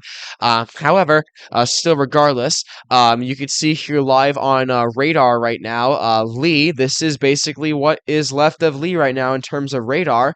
You can see here that the center is actually traceable on radar. If I were to have to give an estimation here, please also do note that this could be potentially undersampled due to the potential of reflectivity values being undersampled as well as unreliable from the range at what this radar is actually showing. This is approximately 66 nautical miles away from Nova Scotia to the southwest, and if you do that conversion, 2 miles, this is approximately, this is approximately 60. Just let me find this here real quick. So this is approximately 77 miles off the coast of Nova Scotia. And if you were to do an estimation to New Brunswick, this is about 125 nautical miles, which would be somewhere around 145 miles south of New Brunswick. And given its forward motion speed, landfall is pretty much anticipated within the next 2 hours. perhaps sooner if it does take a little bit more of an easterly trend and does head into Nova Scotia, which is what the NHC is anticipating here. Please actually do note that given the range of what the radar beam is scanning, this area, which is basically what I'm seeing as the center, may be completely undersampled. So the center could be much larger than what the radar is scanning right now. So definitely do keep a watch for this system, as you can pretty much see that that center is located right there. I'll pause the frame, basically right there, and it'll be extremely interesting to see if it does keep that more westward trend, like you were mentioning there, Oscar. Which could have implications on if it will make a landfall in Nova Scotia and then make a landfall in New Brunswick, or make one singular landfall into New Brunswick, which will be really interesting to see with future trends for this particular system. You could definitely see that wobble there, that western wobble of that center. And we'll have to see if that does continue. Once again, National Hurricane Center is anticipated to update in the next 15 minutes for their 11 a.m. advisory. If you have any questions, comments, or concerns for our team before the top of the hour here, make sure to send them into our chat. You can send them in by tagging us at Force13, all in text, and I'll let them in a nice bright color for us so you can relay information to our team as well as ask your questions. You can also go ahead and relay live reports to our team as well as footage by going to our Discord server at discord.gg/Force13. And you can send them to our server moderator, Oscar, at his DMs. You can go into the North Atlantic chat. He will be there and will be able to take your reports as well as live videos that you do send in. Please and please, if you're in the area, we really want to relay your footage on the air, as it will basically show a picture of what is happening on the ground. Make sure to continue to send us on the ground reports, live video footage, as well as any reports you would like to relay on the air to Force 13 and our team, and we'll be able to show them as well as answer them to the best of our ability. Hanny Bala says, could Lee die off before its third landfall? Any thoughts on that? No. Third?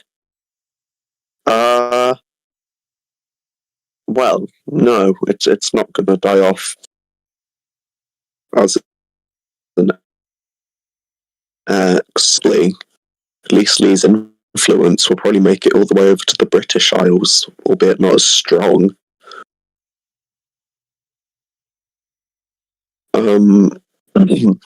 However, if it continues this wobble, I do doubt that it will actually make a landfall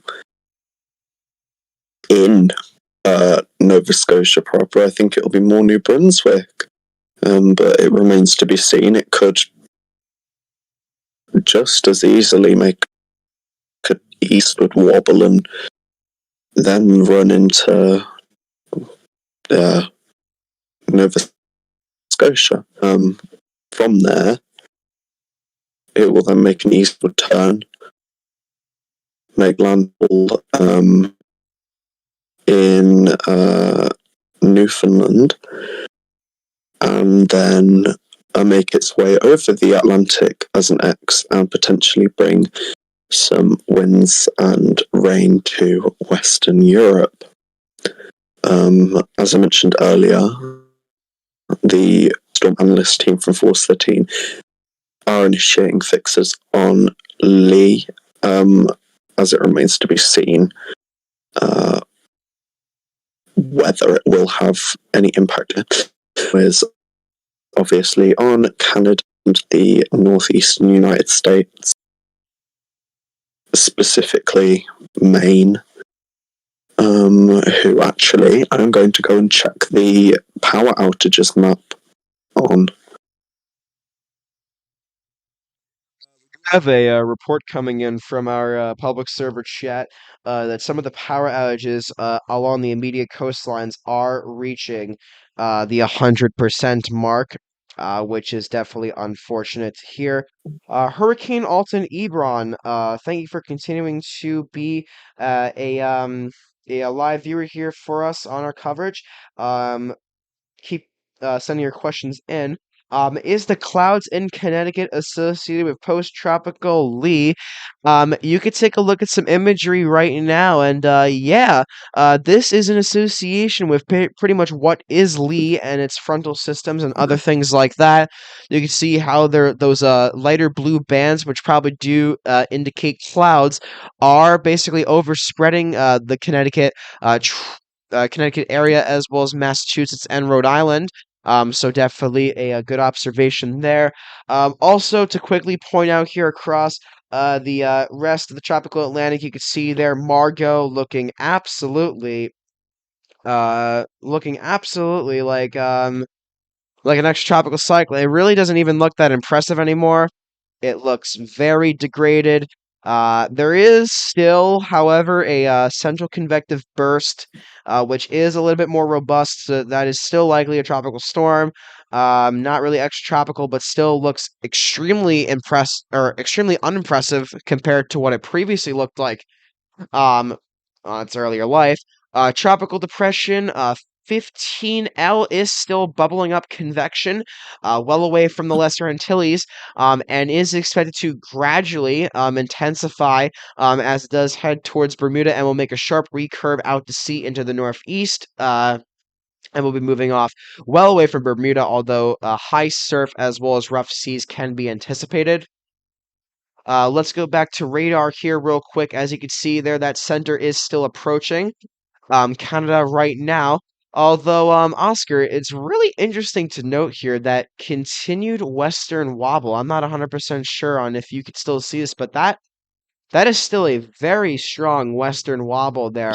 I don't know if it could be a little bit of a radar undersampling, but that center is definitely wobbling more west than anticipated. You want to comment on that? I haven't actually got updated radar. I'll have to check that out. Although I have pulled up the main power outages app. So let's have a look. You could definitely tell that center has wobbled a little bit further west than anticipated and still appears to be wobbling more towards the west. So, if that trend does continue, and it does continue to accelerate northward at its current forward motion speed, and give me 1 second, that could be a United States. I'm not gonna discount anything, but if that westward trend does continue, that could be making a very close call landfall right along the United States-Canadian border, or perhaps into New Brunswick. But that is actually very interesting. Very interesting trend there. You can see that center is continuing to wobble a little bit more west, which means Nova Scotia, you could be out of the crosshairs of the center, but definitely do not rule that out yet. But that is definitely an interesting observation there, Oscar. So, I'm seeing Washington County, Maine, 26% of customers without power. That is 8,271 people in that county without power. As the state as a whole has 54,322 customers out, which statewide, I do have to break in here. We do have some breaking news. Ooh.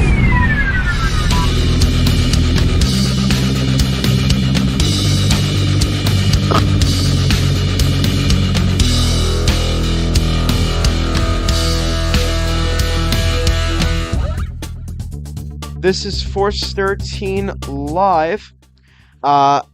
National Hurricane Center has released their advisory on post-tropical cyclone Lee. And they have gone with 75 miles per hour. That is, once again, 75 miles per hour, 120 kilometers per hour. and a pressure of 965 millibars. That is once again 75 miles per hour, 120 kilometers per hour, and a pressure of 965 millibars. Lee is expected to make landfall later today. Strong winds, coastal flooding, and heavy rains are occurring in portions of Maine and Atlantic Canada. The core of Lee is very near the west coast of Nova Scotia. Data from the NOAA Hurricane Hunters indicate that the minimum central pressure has been steady at 965 millibars, but the surface winds are down a little to 65 knots or 75 miles per hour. Dropson data indicate that the winds are notably stronger just off the surface, so significant wind gusts are likely in areas of heavy rain and over elevated terrain near the coast. In fact, an observation on Grand Manan Island in New Brunswick, Canada, recently reported a wind gust of 81 knots. That is around 97 miles per hour or 150 kilometers per hour. Radar data from New England and Nova Scotia shows bands of heavy rain onshore of portions of coastal New England and Atlantic Canada. Lee continues to accelerate northward and has jogged to the left this morning. The core of the cyclone will likely brush the western portion of Nova Scotia during the next couple of hours and then move inland near or just east of the U.S.-Canadian border this afternoon. After landfall, a faster northeastward motion is expected as a trough approaches the system, which should take Lee across portions of Atlantic Canada tonight and Sunday. Little change in strength is expected before landfall, and the core winds are likely to come onshore in far down east Maine and western portions of New Brunswick. Steady weakening, however, is anticipated after landfall. So as once again information coming out from the National Hurricane Center. Changes with this advisory. Environment Canada has upgraded the tropical storm watch to a tropical storm warning for Prince Edward Island, Magdalen Islands, and portions of Nova Scotia and New Brunswick. The tropical storm warning has been discontinued from Westport, Rhode Island to Portsmouth, New Hampshire, including Martha's Vineyard and Nantucket.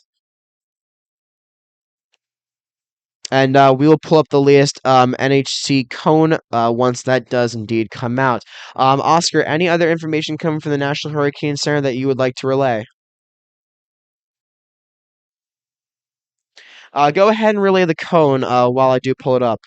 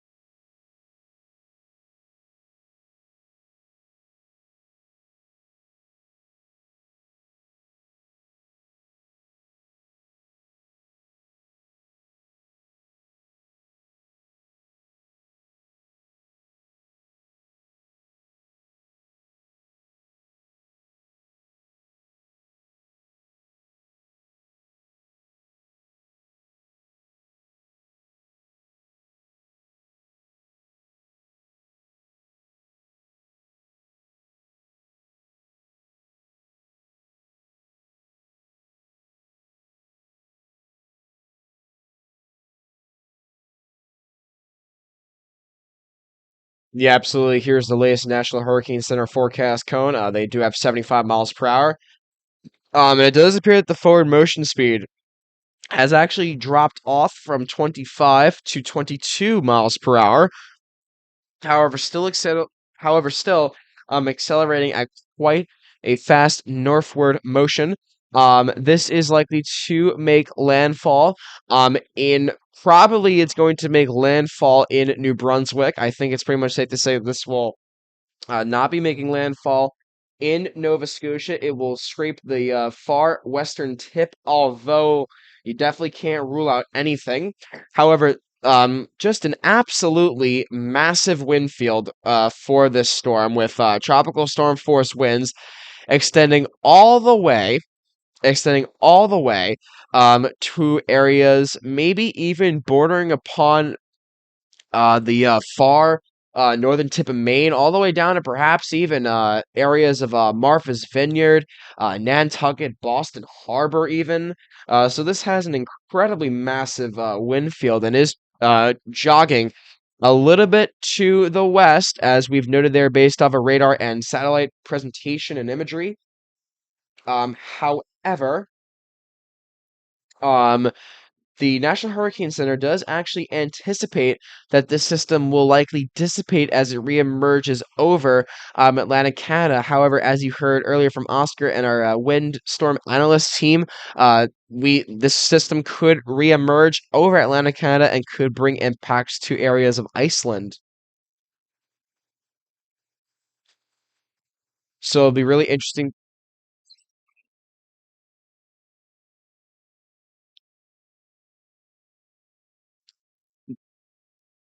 Oh dear. Yeah. Don't worry, I had So you muted. where the NHC cone ends, that is not where the storm just dies. It is still going to be there. It will be a lot weaker, and it will be an extratropical system. The NHC are only keeping advisories now because there are warnings in effect. Once those warnings are dropped, the NHC will cease advisories. But the storm will continue beyond that, and will likely. Let's actually have a look at that here. I'm not sure if there are any people from Europe in watching this, but if you are, hello. I am from. Well, I live in England. I'm not entirely happy about it, but we move. Yeah, so Lee should get here late Wednesday afternoon into Thursday morning, and potentially bring impacts. Let's have a look here. To northern, all of Scotland, really, Northern Ireland. Keep in mind, this is, models this might not verify. Maximum gust of 137 kilometers an hour there. I do think that is a little bullish. I don't think it will be that strong when it gets over here. But there will certainly be impacts for the UK and for Western Europe. A lot of heavy wind, rain. So, of course, stay vigilant for that. But that will be likely our first windstorm of the 2023 to 24 season. Yep, absolutely there. If you have any questions, comments, or concerns for our team, we have crossed the top of the hour here, 11 a.m. Eastern. On Force 13 Live. We have crossed the top of the hour here, 11 a.m. Eastern, 11 a.m. Atlantic Standard Time. Once again, my name is Patrick. I am your host for this coverage here on Force 13. We are tracking post-tropical cyclone Lee, which is still barely holding on to hurricane status in terms of sustained winds, with the Elias National Hurricane Center advisory giving the storm 75 miles per hour, 120 kilometers per hour. However, still with an unusually intense pressure of 965 millibars. So this storm is holding steady in intensity right now, although the wind speeds are lagging a little bit behind and are dropping, which is definitely good.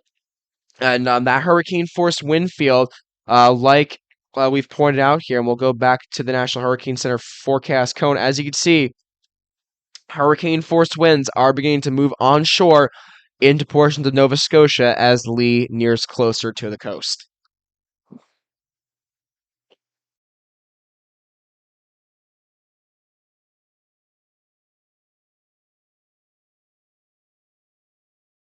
So once again, Lee is likely to make landfall sometime later today, this afternoon, likely going to move inland over portions of New Brunswick, And then it will rapidly accelerate to the northeast and will gradually begin to weaken, although it appears to be weakening right up until landfall. So, the next advisory on Lee will be at 2 p.m. Eastern, or also 2 p.m. Atlantic Standard Time, although we likely are going to receive a special advisory, a special landfall fix/advisory once this does indeed make landfall.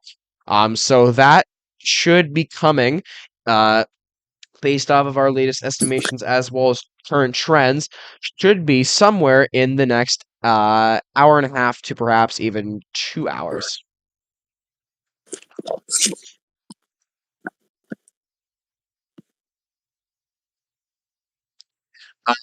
Once again, I'm also joined by my live team, which consists of Oscar. Good morning.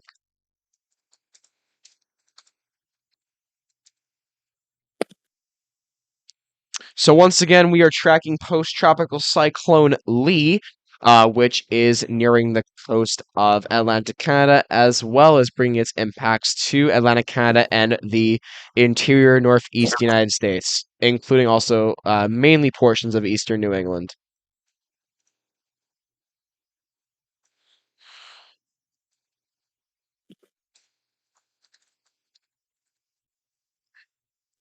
So once again, this is a dangerous situation which could evolve for portions of Atlantic Canada as this pretty powerful extratropical cyclone does near the coast.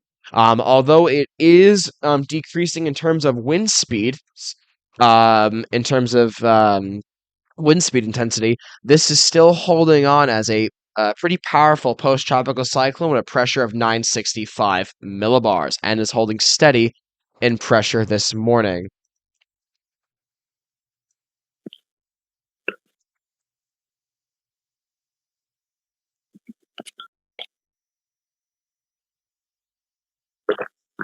Oscar, do you have any other information you would like to relay to us this morning?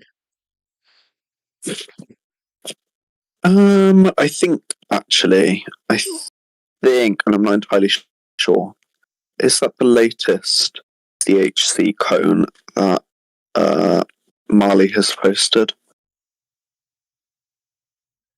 Leah, let's go ahead and see if we can get this up. Is it 9 a.m. over there? No, can't be later than that. I'm going to try and pull it up on their website. Hold on. Is it chc.gov or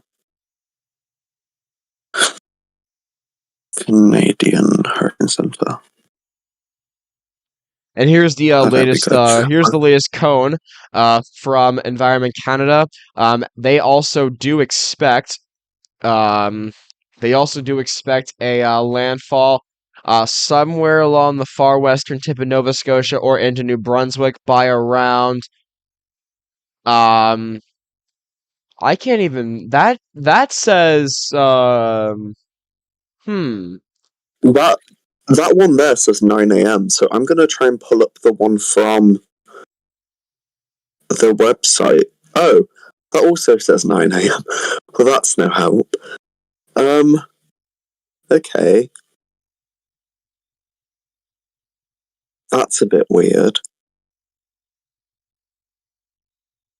Okay, well, I guess there isn't an updated cone. Yep, however, still, National Hurricane Center as well as Environment Canada do expect landfall sometime later today as Lee is located very near western Nova Scotia. And we are about to be joined by Marley here relatively soon, who actually does reside in Canada, and we will definitely want to hear from her shortly.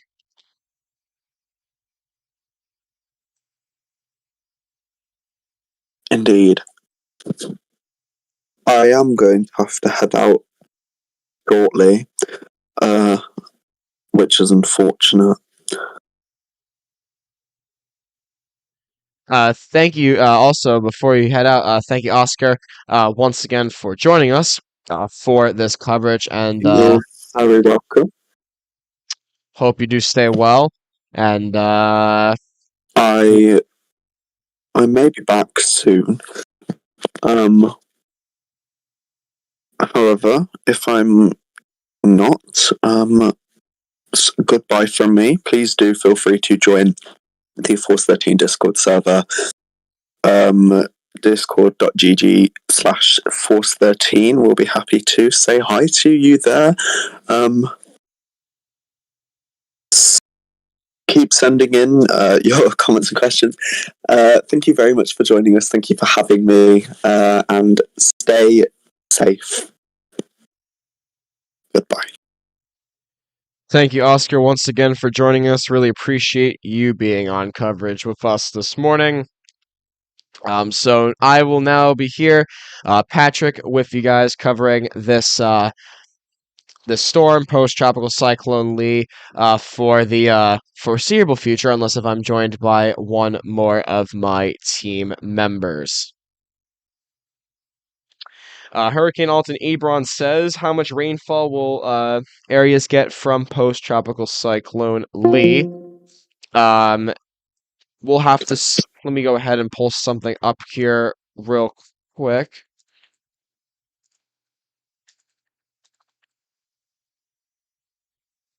So, once again, this is Force 13 live with your post-tropical cyclone Lee coverage, and I had to do a little bit of pulling of the strings here, and we are now joined by Marley, who is residing out of Canada, and I think you've been eagerly waiting to share information, so why don't you go ahead and take it away. Thank you, sorry. I just woke up. Yeah,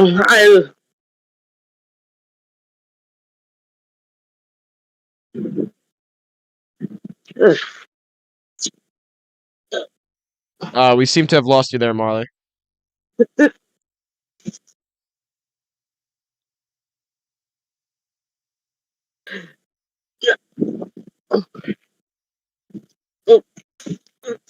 So sorry, I while had we to go outside. Alrighty, I had to go welcome. outside. Hello. Okay, I can pull up the tropical cyclone plans from Environment Canada that they're saying that it's right. That's about 153 kilometers south of Yarmouth, 130 kilometers an hour, moving at 41 kilometers an hour. But they're still expecting it to clip Nova Scotia around Yarmouth.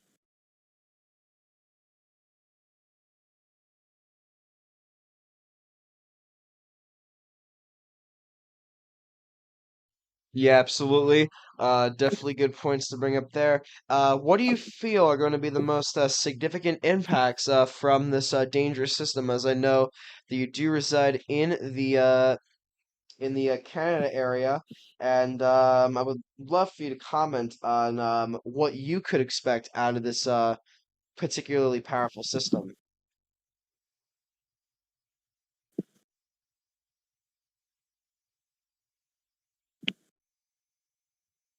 If you're still here with us.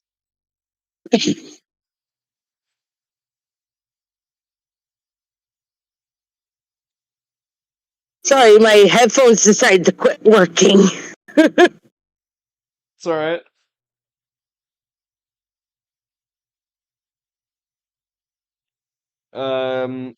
You caught my question there, right? Do you have any other information you'd like to relay on Lee and what you could be expecting out of this powerful system?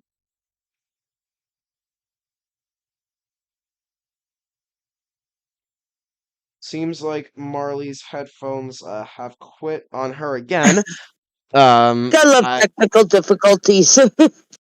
No, it's all right. While you go ahead and settle those, we do have other questions coming in. How much rainfall will Canada get from post-tropical cyclone Lee? I think we could pull up the, I will pull up the, firstly, I'll pull up the Weather Prediction Center's outlook, and then I'll see if Marley also has, things on her end. But here's the most updated information from the Weather Prediction Center. They do expect upwards of 50 millimeters of rain fall along the far western edge of Nova Scotia. However, in further inland areas of New Brunswick, getting upwards to the 4, perhaps even a 6-inch range in terms of rainfall. That is approximately around 100 to 150 millimeters of rainfall could be anticipated for the region. Um, Potentially even isolated spots of upwards of maybe even exceeding that, maybe even upwards of 6 to 8 inches, which would be around 150 to 200 millimeters of rainfall, which is definitely significant, which will cause flash flooding across a large area. It is a little bit more of a confined area, but is across a large area of the western side of New Brunswick, as well as the eastern side of Maine in the United States, including the far western tip of Nova Scotia. We can go back to satellite right now as you can continue to see this more westward wobble in terms of the satellite appearance with that center, which is also being reflected in the latest NHC advisory.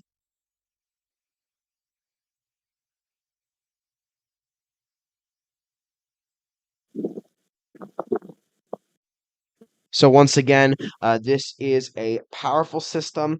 This is a dangerous system and is likely to bring potentially significant impacts to portions of Atlantic Canada as well as the United States.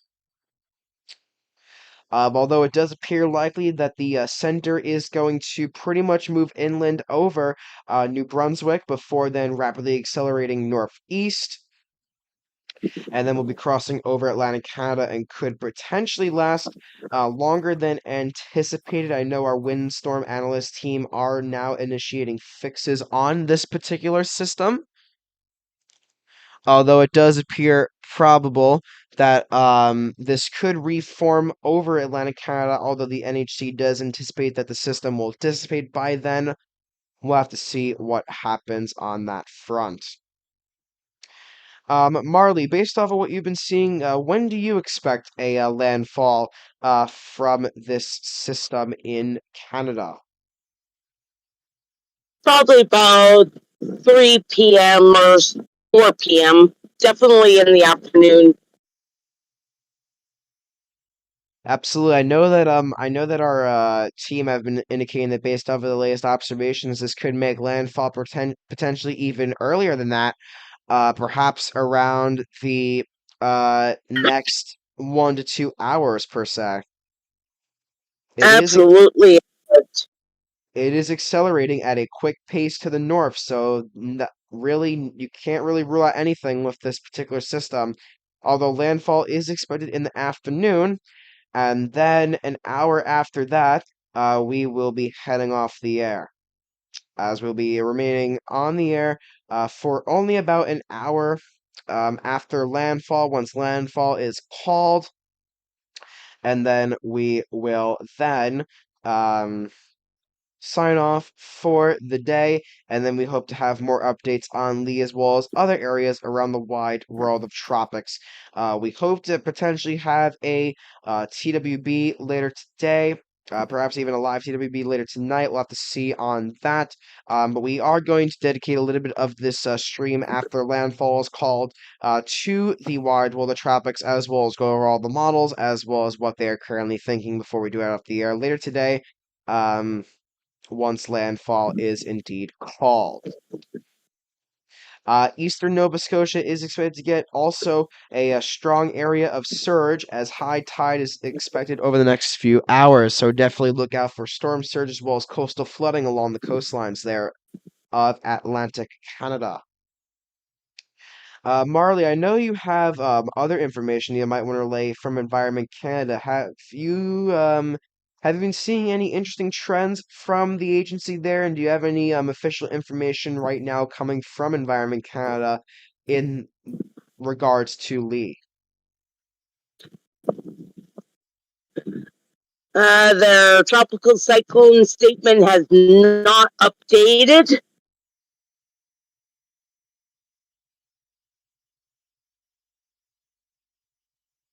Yeah, absolutely. And the track has not updated either.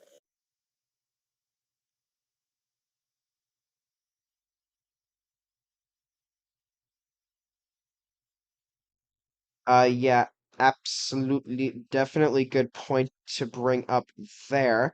Um, in addition to this, Environment Canada is still issuing warnings as well as watches.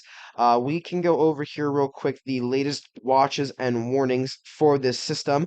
We will reiterate here. Environment Canada has upgraded the tropical storm watch to a tropical storm warning for Prince Edward Island, Magdalen Islands, and portions of Nova Scotia and New Brunswick. The tropical storm warning has been discontinued from Westport, Rhode Island to Portsmouth, New Hampshire, including Martha's Vineyard and Nantucket. A hurricane watch still in effect for New Brunswick from the United States-Canadian border to Point Lepreau, including Grand Manan Island, Nova Scotia from Digby to Iqaluit. A tropical storm warning is in effect for Portsmouth northward to the United States-Canadian border, New Brunswick from the United States-Canada border from Baldoon, including Grand Manan Island, all of Nova Scotia, Prince Edward Island, and Magdalen Islands. A hurricane watch means that hurricane conditions are possible within the watch area, in this case later today. A tropical storm warning means that tropical storm conditions are expected somewhere within the warning area in this case today through Sunday. As of 11 a.m. Atlantic Standard Time, 1500 UTC, the center of post-tropical cyclone Lee was located near latitude 43.5 degrees north, longitude 66.2 degrees west. The post-tropical cyclone is moving towards north near 22 miles per hour, that is 35 kilometers per hour. A northward motion is expected to continue, and the center of Lee is forecast to make landfall near or just east of the United States-Canadian border this afternoon. Lee is then expected to turn to the northeast and move across Atlantic Canada tonight and Sunday. Maximum sustained winds are near 75 miles per hour, that is 120 kilometers per hour of higher gusts.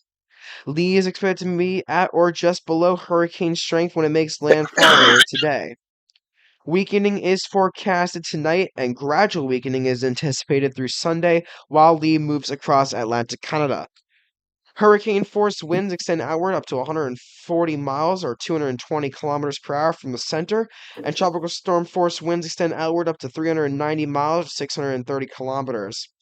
A sustained wind of 51 miles per hour, 82 kilometers per hour, with a gust to 93 miles per hour, 150 kilometers per hour, was reported on Grand Manan Island in New Brunswick, Canada. An observation in Eastport, Maine, recently reported 39 miles per hour, 63 kilometer per hour sustained winds with a gust to 50 miles per hour, 81 kilometers per hour. An observation in Lunenburg in Nova Scotia reported a sustained wind of 50 miles per hour, 81 kilometers per hour, and a wind gust of 66 miles per hour or 106 kilometers per hour. The estimated minimal central pressure as of the latest advisory at 11 a.m. Atlantic Standard Time is 965 millibars and holding steady. Lee is a dangerous storm and will produce dangerous storm surge, which could produce coastal flooding within the wind warning areas in Atlantic Canada and areas of onshore winds. Near the coast, the surge will be accompanied by large and destructive waves. The next advisory on Lee is anticipated to be around 2 p.m. Eastern Daylight Time or Atlantic Standard Time for their intermediate advisory. However, a special advisory, depending on when Lee makes landfall, will likely be also publicized as well as called, and we'll have to wait and see when that does come out, although landfall is expected sometime later this afternoon. We do have a lot of questions here coming in. We do have people coming in from St. John in New Brunswick. And conditions are beginning to deteriorate there as Lee moves closer to the coast. So we definitely hope that you are remaining safe, as well as making sure you are prepared for tropical storm force, perhaps even hurricane force conditions.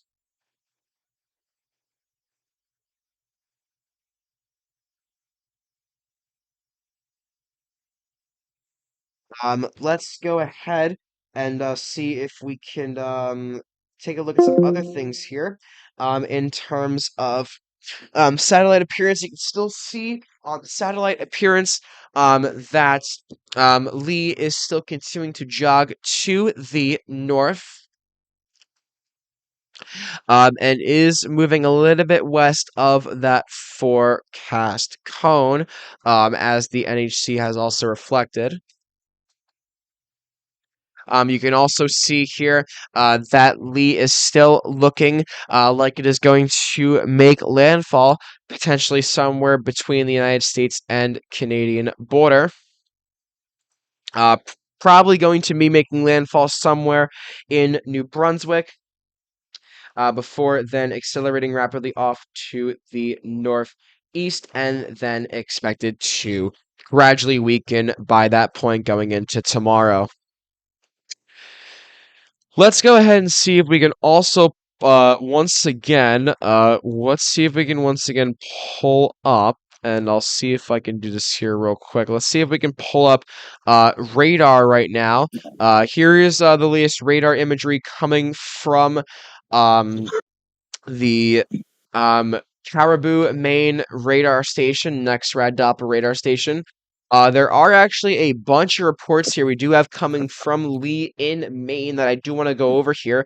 A report coming from areas southeast of Dover Foxcroft, 3 miles northwest of Bradford and Penobscot County, Maine. Tree down with wires. Another report here, tree down with wires, partial roadblock along I believe that is I-95, 1 mile south of Argyle. Another report here that a tree is down, causing fire and smoke. Power lines are also down. West of Bangor, emergency management is reported that trees are down, blocking half the road and in front of an event center. And finally, tree down the road with wires. So you definitely see that the wind damage reports are beginning to rack up in terms of their coverage and magnitude, as some pretty minor to moderate damage is being reported, also with down power lines, which also are sparking localized fires. Which is definitely not something that we are wanting to hear. As you can see here, this is basically radar right now is indicating, if we do take a look from the center, this may be slightly undersampled. I will just do a little bit of so this may be slightly undersampled from what the radar is currently indicating. However, based off of the latest radar imagery coming out of Caribou, Maine, this storm is likely approaching pretty much 100 or so miles away from landfall. And if you do some calculations in terms of distance, let me do this here real quick.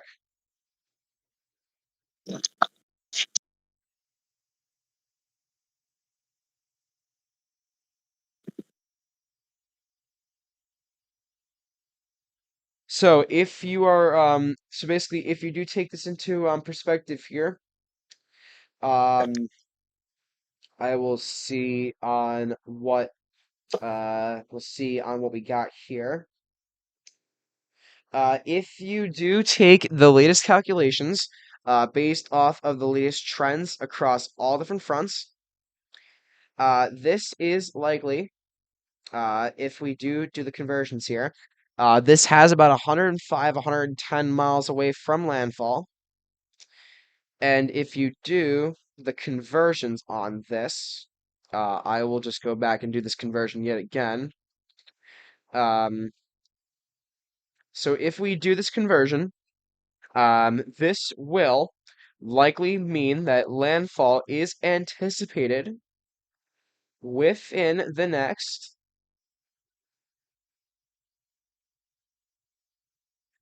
let me just actually pull this up here real quick. Do apologize about that. I'm just trying to get the conversions here real quick. Make sure to keep your questions coming in to our team, Force 13. Make sure to light it up it'll light up in a nice bright color for us if you do tag us at Force 13. It'll light up basically the text, as well as basically you basically will light up the message in a nice bright color for us, and it will make us have the ability to answer your questions to the best of our ability. While I do pull that conversion up, Marley, do you have any other information to relay? Unfortunately, at this time, no. I'm hoping that the new update advisory comes up about noon Atlantic time.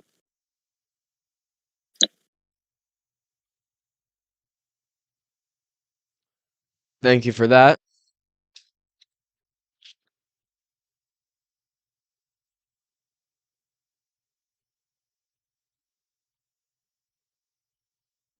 Give me 1 second here real quick.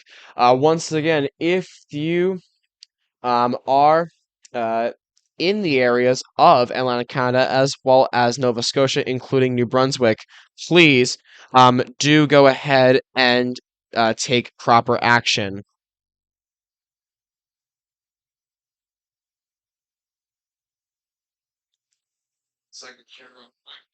Once again, if you are and does appear that we did briefly for a second lost connection.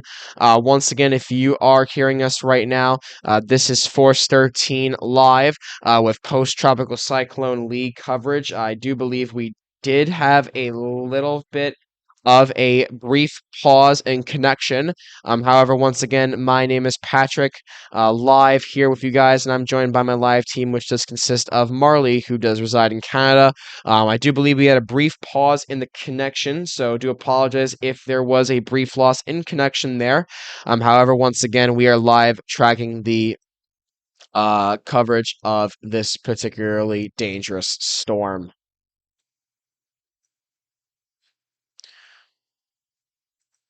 So once again, landfall is anticipated within Atlantic Canada over the next hour or so. We'll have to see what happens with that.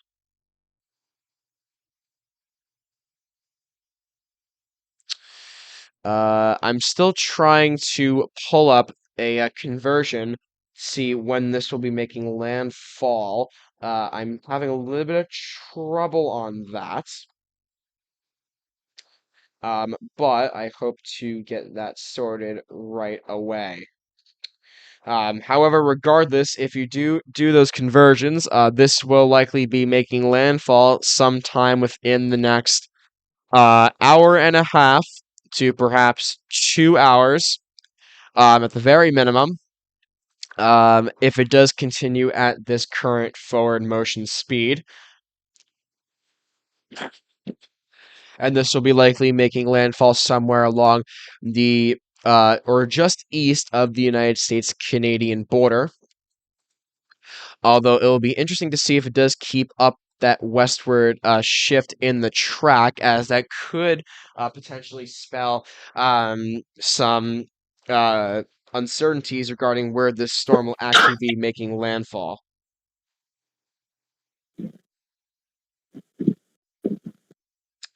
And this is not anticipated to make a hurricane landfall. This is likely to make landfall as a strong post-tropical cyclone, but not at hurricane force intensity. Okay, I do have an update. Go for it. Post-tropical Lee approaches the southwest coast of Nova Scotia and hits most of the Maritimes today with heavy rain, strong winds, and large waves along the Atlantic coast.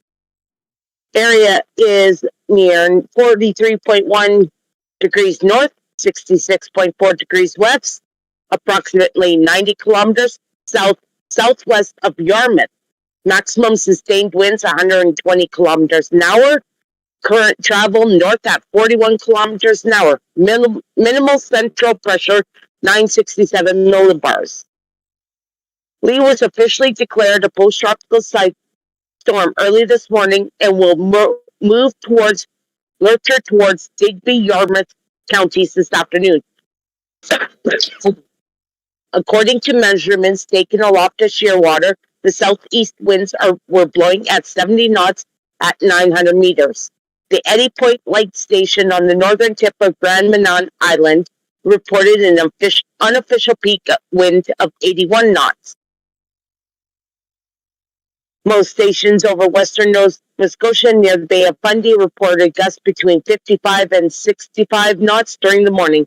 Bands of heavy rain continue to affect New Brunswick. 30 to 60 millimeters of rain have already fallen.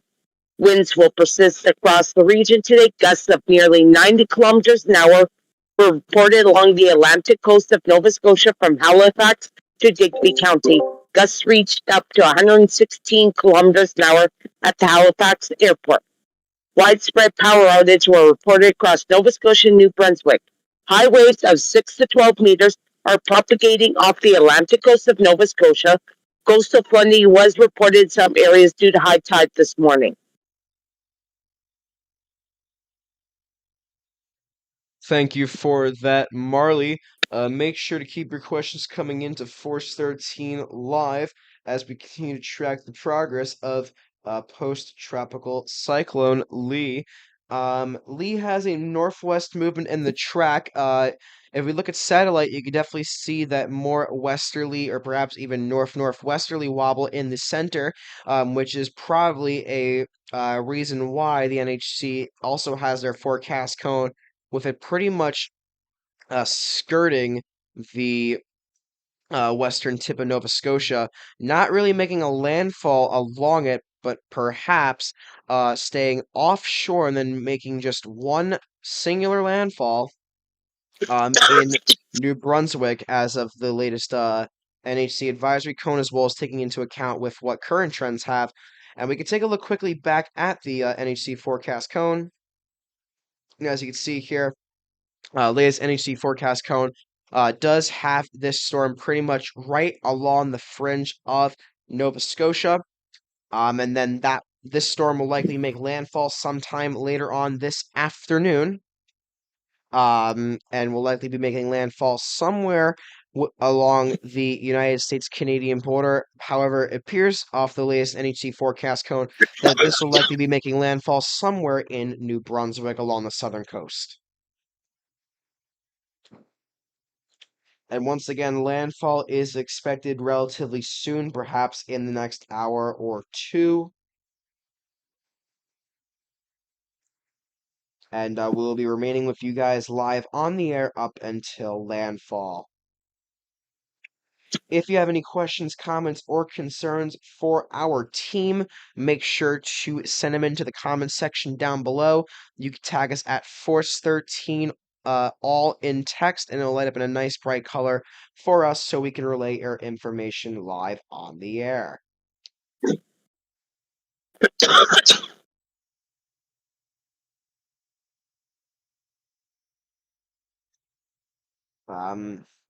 Let's see what we have in terms of the satellite appearance. You can still see that western wobble in the center. We'll have to see if that trend does indeed continue. This, once again, is likely to make landfall later on today. Probably will be making landfall somewhere in New Brunswick, before then rapidly accelerating off to the northeast as a trough will approach and will likely take the system over Atlantic Canada and will continue to gradually weaken it with time.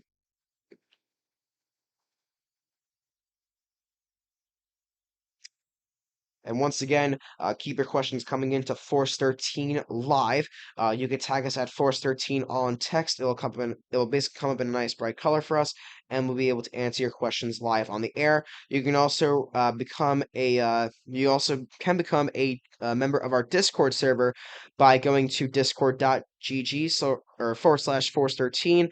You can join the North Atlantic chat room where basically a large chunk of our members are currently tracking the system live, and you can also relay your reports to our team by shooting us a DM.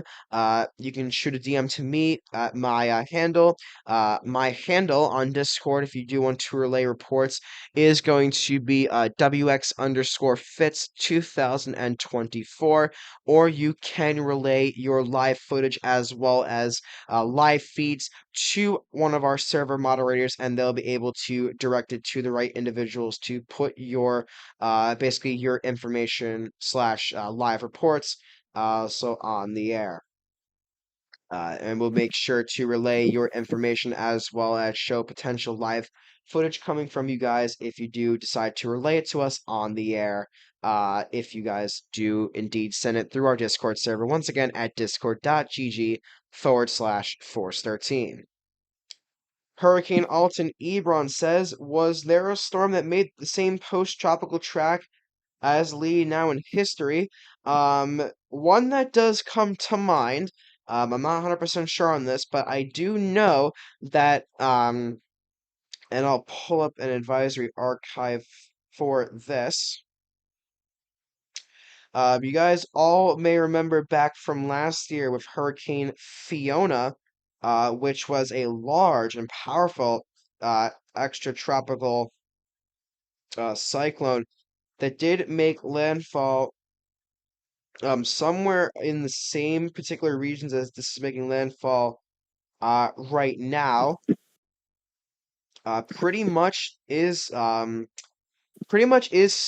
making landfall in the same general area, or will be making landfall pretty much in the same general area that Fiona came close to. Give me just a second here. And as you may know, Fiona did make landfall in Atlantic Canada. So this is definitely a storm that is not at the intensity of Fiona, however, could make landfall in potentially similar areas like Fiona. And we'll have to see if that is indeed the case, although it definitely does appear to be heading directly at this time towards New Brunswick. Although it actually does appear, in this case, if we do talk about Fiona, that Fiona actually made landfall far east of Nova Scotia. So this it really isn't taking a similar track to Fiona, although it is impacting some of the similar areas that this storm could or will impact some of the areas that the system could reemerge over, similar to Fiona of last year. Although in terms of landfall tracking, in terms of landfall and its trajectory, this is pretty much not the same as Fiona, although could impact areas that the system could re-emerge over with time over the forecast period over the next 5 days, similar to Fiona of last year. Make sure to keep your questions coming into Force13 Live with our team. And landfall is pretty much anticipated sometime today, later this afternoon. And we'll be live with you guys up through landfall to track this dangerous storm as it does near Atlantic Canada. Once again, if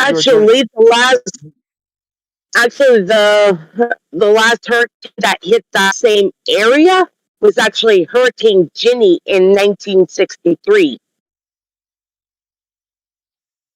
Absolutely, That definitely actually hit in that area. Yeah, absolutely. The last hurricane, however, at least at hurricane force, storm to bring its impacts known to Atlantic Canada, basically well east of the region that is going to be impacting now is indeed Hurricane Fiona of last year.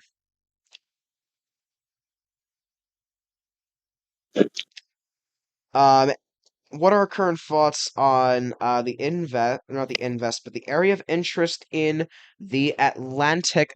We do have, once again, a 30% area of interest in the far eastern tropical Atlantic. This system, assuming all things go well for it, is likely to further develop. Gradual development of the system is likely. And they are forecasted to be conducive for gradual development of the system as it moves westward across the eastern tropical Atlantic. It is extremely, and I mean extremely early, to determine the future of this system. We will take a look at later in terms of some model guidance for this particular system, as well as other systems around the wide world of tropics, specifically in the Atlantic Basin, later on today, sometime around maybe 20 to 30 minutes after landfall is called. However, it is extremely early to determine the future for this system in terms of where is it going to go, what intensity is going to have. However, forecasted conditions are expected to be conducive for some gradual development of that system, and we'll have to see on the future of that system and what it holds for areas of the tropical Atlantic Ocean.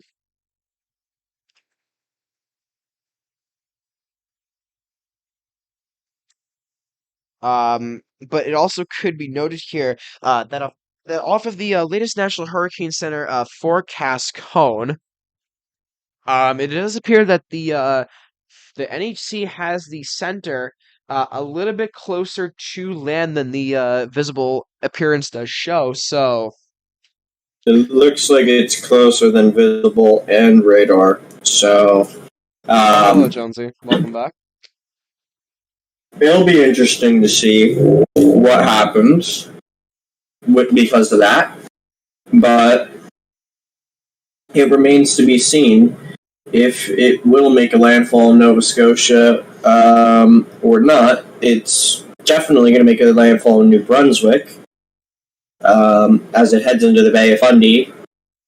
The only question will be, is it going to be a straight-up landfall in New Brunswick, or is it going to be a landfall that comes after a Nova Scotia landfall? That remains to be seen. Yeah, absolutely. I know that this is kind of long range, Jonesy, but we did have some comments regarding the Atlantic area of interest in the Eastern Tropical Atlantic, which NHC is forecasting gradual development of. It's not really of significance to talk about right now, but do you care to comment on that briefly?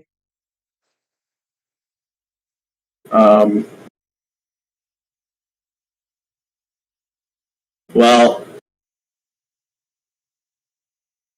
It is behind. It's behind. Yeah, I know what you're talking about. It's got 4 points on TCOS, and that's pretty much it. It's not really going to be that strong. Models don't really have it being that strong. Some models are actually starting to kind of shift away from it. But I know that it's not going to be the strongest of storms if it does form. I think I was seeing only 50 miles per hour max. So that remains to be seen what obviously occurs there. My interest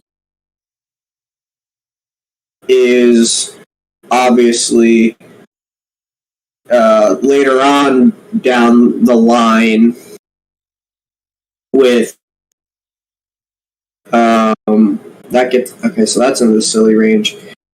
I am keeping my eyes on something on the GFS that forms. Looks like starts to form within the edge of the 7-day period, and then is valid through the 9 to 10-day range. That's getting into medium, going in a little bit towards the longer range. And I know some of the other models have hinted at something possibly forming off the southeast coast in about 7 to 10 days, but we don't know if that does happen. We don't know where it's going to go. We don't know how strong it's going to go. It's currently enough far out where I can't mark it on T-Coast, and you really can't mark it as an AOI, but I'd say it's enough time to be keeping an eye on it. It's been showing up for about a day's worth of model runs on the GFS. I think the Euro has hinted at something, but very, very weak and broad, unlike the GFS that wants to develop it. So that's something we'll keep our eyes on. But as for the AOI itself, don't expect much out of it because of it's going to probably be the last of this just chain of waves that comes off of the coastline of Africa and into the MDR. I do want to point out something interesting. And it ends up doing something. Interesting that GFS is actually printing here. This is a little bit of a long ranger of forecasted guidance here on the models. This was from 06Z, but it does have in the wake. It does actually. This is actually in the right off of the right in the medium range guidance here. From 06. That's what I was just talking about. Yeah, it does have a potential in the wake of a trailing upper level low to the south. It does actually have a interesting area of does have an interesting area of development there, and it could go. That GFS run has that has to go into the Carolinas as a strong tropical storm, maybe a Cat 1. I'm going to play the doubt card on that because I've not seen any of the previous models doing that, and that was the first run that I saw on that doing that. I know previous model runs were having it be maybe a subtropical cyclone forms off the southeast and heads out, or maybe just hugs the coastline.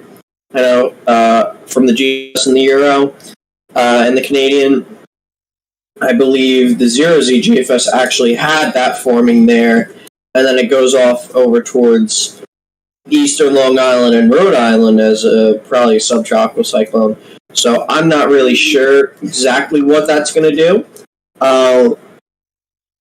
It's definitely something to keep an eye on. It's not in the range yet that you can mark it as an AOI or put it on T-Coast, but it is definitely something to keep an eye on and to see how the models keep developing that AOI, or what could be an AOI in like 2 or 3 days. How the models keep developing that.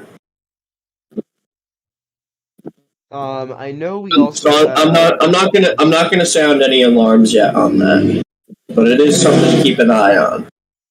Yeah, definitely want to keep a lookout for that. There is a note here that the water levels are remaining elevated along the New England coastline, and after the next high tide cycle, they will begin to subside a little bit. However, storm surge is still anticipated across Nova Scotia, as well as the coastlines of New Brunswick, as well as Maine and the United States. Interior New England on the eastern side of the country. And it's pretty much uncertain. It is a little bit uncertain if this will make two landfalls. One will make a landfall brushing the western tip of Nova Scotia, or will making a full landfall accelerating into New Brunswick or perhaps along the border region. It is I don't uncertain think on it's going that. to be coming into the border region. It's probably at this point just going to be New Brunswick. It'll be also interesting to see if Lee does pick up its forward motion speed as well, as it has dropped its forward motion speed, like I said earlier, to just around 20 miles per hour. 22 miles per hour actually was the NHC advisory fix. It is still moving fast, and if it does keep up at this rate, it will likely make landfall somewhere in New Brunswick. Likely will be making landfall in New Brunswick if it does keep with that accelerated northward trend. Could potentially see a landfall somewhere in New Brunswick over the next hour to hour and a half at the very least. However, at the very most, if this does continue, maybe taking a uh, if this does take a slightly less of a more faster doily motion, this could likely do something here real quick. If this does, and I mean if this does take a slightly more less accelerated track to the north at a more faster speed, it is still moving fast, but if it does slow down slightly, as it did drop about 3 miles per hour in terms of forward motion speed, if it does continue on that current trend, landfall could likely be somewhere in New Brunswick, perhaps in the next 2 hours. Although landfall is pretty much anticipated this afternoon, somewhere around maybe even early to mid afternoon. And then as mid to late afternoon approaches, a trough will approach Lee and pretty much pull it northeast out of our hairs, and will be re-emerging the system over Atlantic Canada, and the NHC does forecast it to dissipate, although our windstorm analyst team will be initiating fixes on Lee, as there could be potential impacts to Iceland in the more medium to long range guidance of this particular system. And they do anticipate it to head towards those particular areas at the end of the forecast cone. We'll have to see if that is indeed the case with future forecast cones to come out. And the next full advisory on Lee will be at 5 p.m. Atlantic Standard Time, 2100 UTC. And we likely will receive one more intermediate advisory fix, although we could see a special advisory, a special landfall advisory, if this does indeed make landfall before the 2 p.m. Atlantic Standard Time intermediate advisory. That is basically waiting to be seen, but it'll be something that we're going to be keeping a very close eye on. Once again, this is Force 13 live. We are about to cross yet again the top of the hour here, noon, Atlantic Standard Time, along the United States New England coastlines, including Atlantic Canada, as well as crossing the noon Eastern Daylight Time frame along the East Coast, 11 a.m. on the Central Coast, as well as 9 a.m. on the Pacific coasts. My name is Patrick, once again, your host and director of today's landfall coverage here on Force 13. I am joined by my live team coming up for this hour here. We've been live for about 3 hours now on this storm, and I am expecting that we will be live here for at least the next 2 hours if things do keep up on its current trend. And we will be likely resigning or likely retiring for the day at 3 p.m.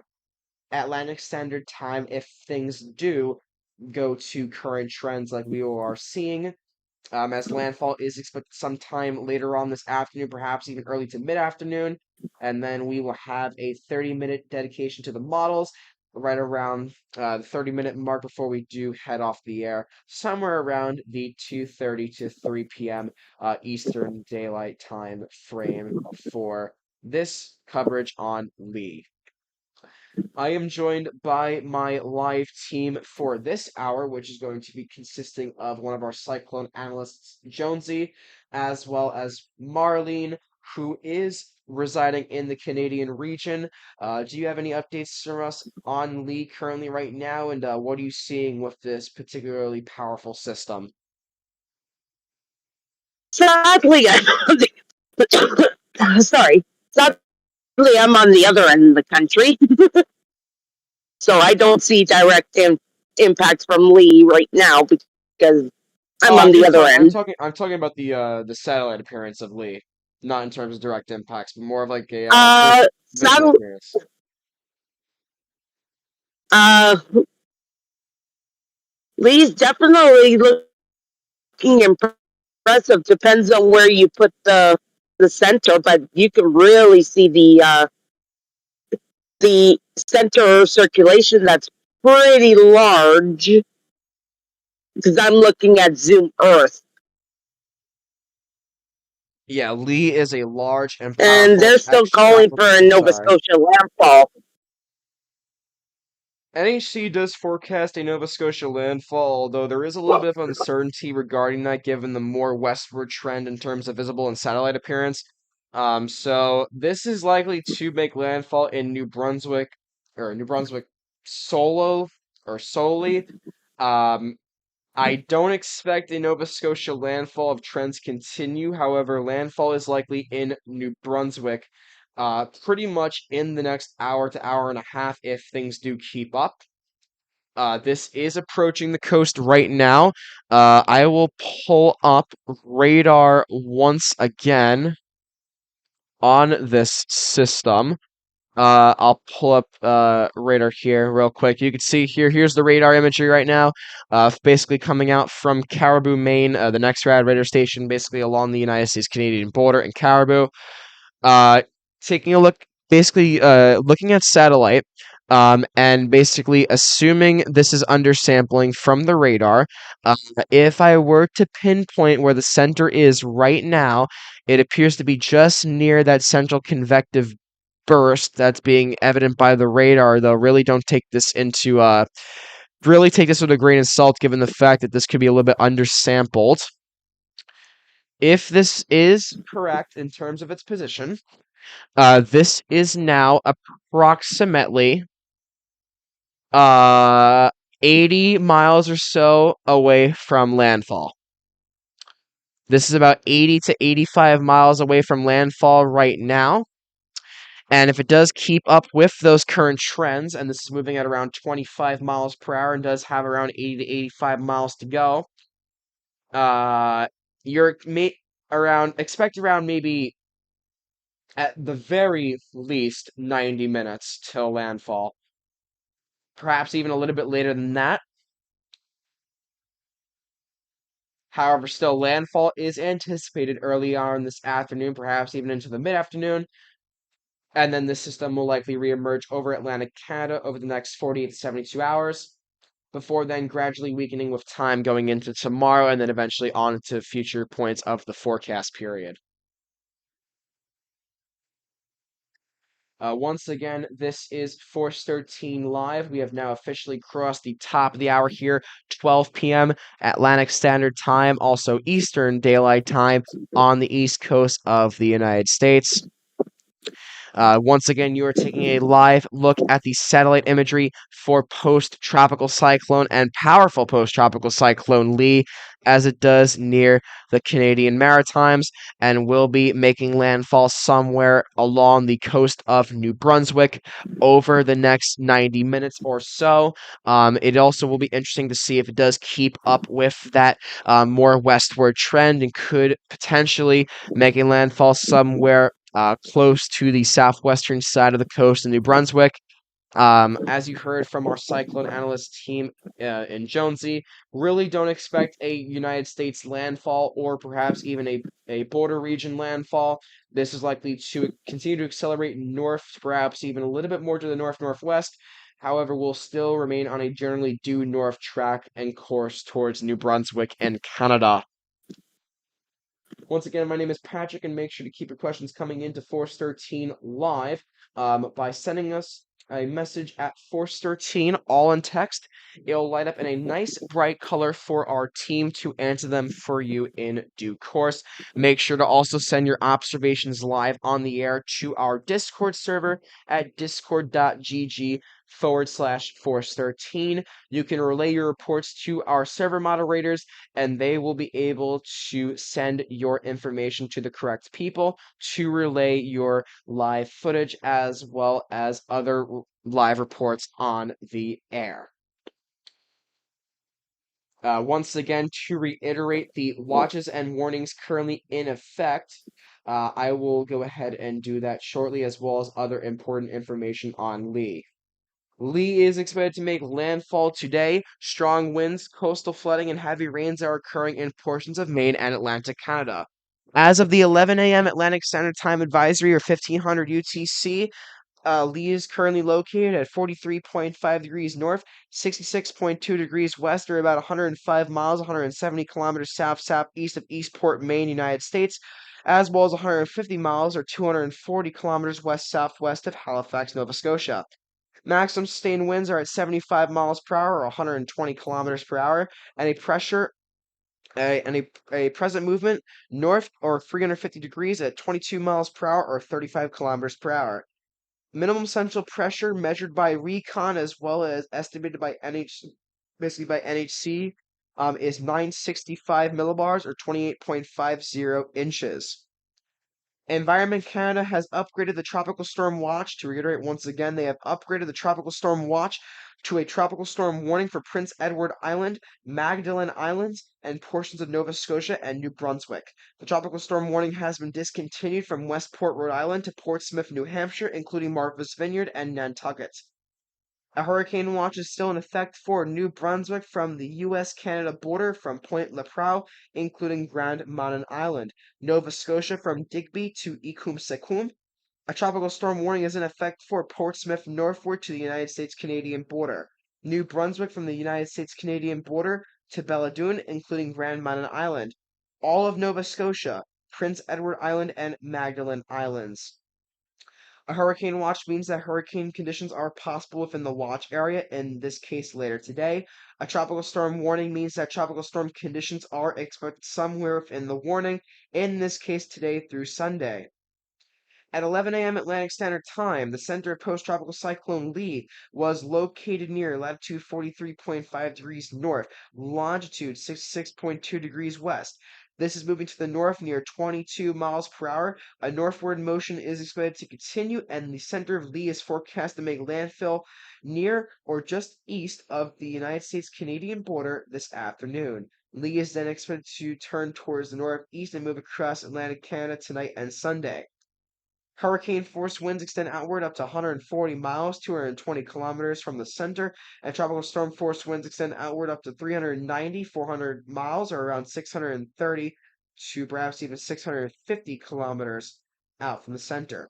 A sustained wind of 51 miles per hour with a gust of 93 miles per hour was reported on Grand Manan Island in New Brunswick, Canada from about an hour or so ago. An observation in Eastport, Maine recently reported 39 mile per hour or 63 kilometer per hour sustained winds with a gust of 50 miles per hour, 81 kilometers per hour.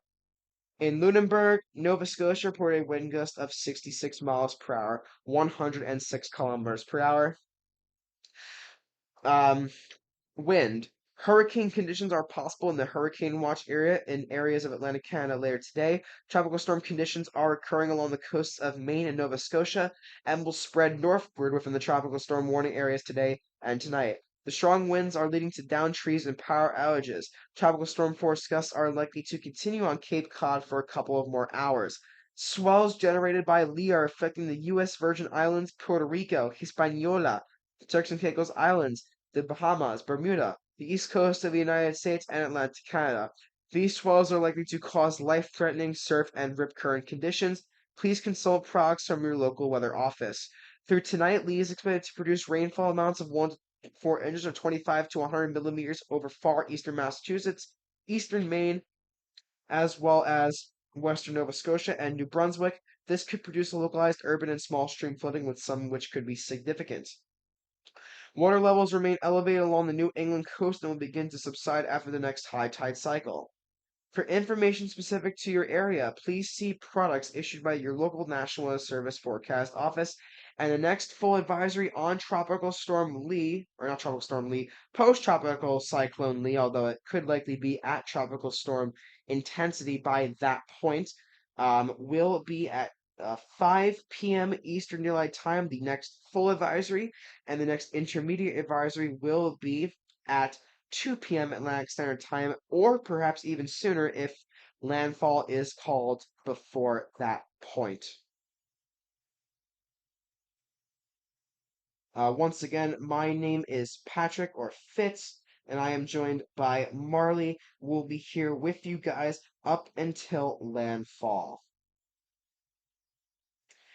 It also appears that Marley has just left, so once again, make sure to keep your questions coming in to Force 13 Live as we do cover post-tropical cyclone Lee, which is beginning to rapidly near the Atlantic Canada region and will likely be making landfall somewhere in New Brunswick later on this afternoon, perhaps as early as in the next hour and a half.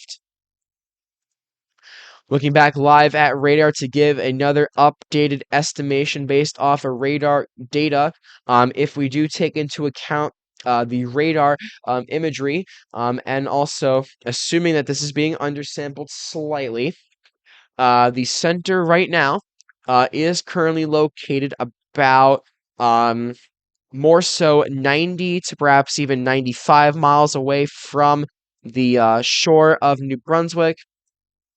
And doing some calculations based off of that. Landfall should be anticipated if it does keep up with this current trend, like I said, at least over the next hour and a half. So somewhere around the 2 p.m. time frame, we should be seeing a landfall in Canada. Make sure to keep your questions coming into Force 13 Live as we do cover this storm. Lee is continuing to jog to the northwest as of the latest frames here in terms of satellite and radar appearance. You can see if we go back to the satellite imagery, you can still see that Lee is still continuing to move slightly more northwest than anticipated, which is probably accounting for that northwestern or more westerly jog. So Lee is continuing to head off to the north, although it appears to be taking a more northwesterly vector, which still isn't going to really do much in terms of its eventual position. It's still expected to make landfall in New Brunswick, although it could be teetering on the edge of the eastern half of the United States-Canadian border region.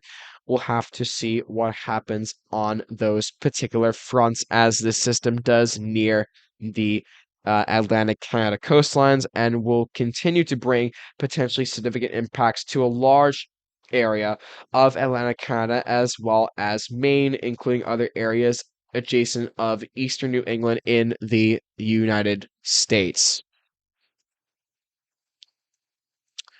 Another report coming in here from I'm trying to find this here. Coming from Charlotte in Washington County, Maine, we're continuing to see reports of trees down across local roadways in eastern Maine, far eastern Maine at that. This storm is continuing to accelerate northward and is still expected to make landfall sometime later on this afternoon. Although there is a little bit of uncertainty regarding the timing of landfall, although still they do anticipate a more early to perhaps even mid-afternoon landfall somewhere in New Brunswick. However, given the latest imagery trends as well as for motion speeds, taking into account everything into one, if this does keep on its current trend, like I've been saying for the past few times here, this is likely going to be making landfall, like I said, in New Brunswick, as what the NHC is also anticipating, although it could potentially make landfall somewhere within the 1:30 to 2 p.m. Atlantic Standard Time frame, which is basically right at when the NHC will be issuing their next intermediate advisory. Please also do note that all intermediate advisories will likely be seized once all the advisories, watches, and warnings do get dropped for the system, and then as such, the National Hurricane Center will likely be handing control over to the Canadian authorities as well as Canadian weather agencies to further issue advisories and update statements on this particular system.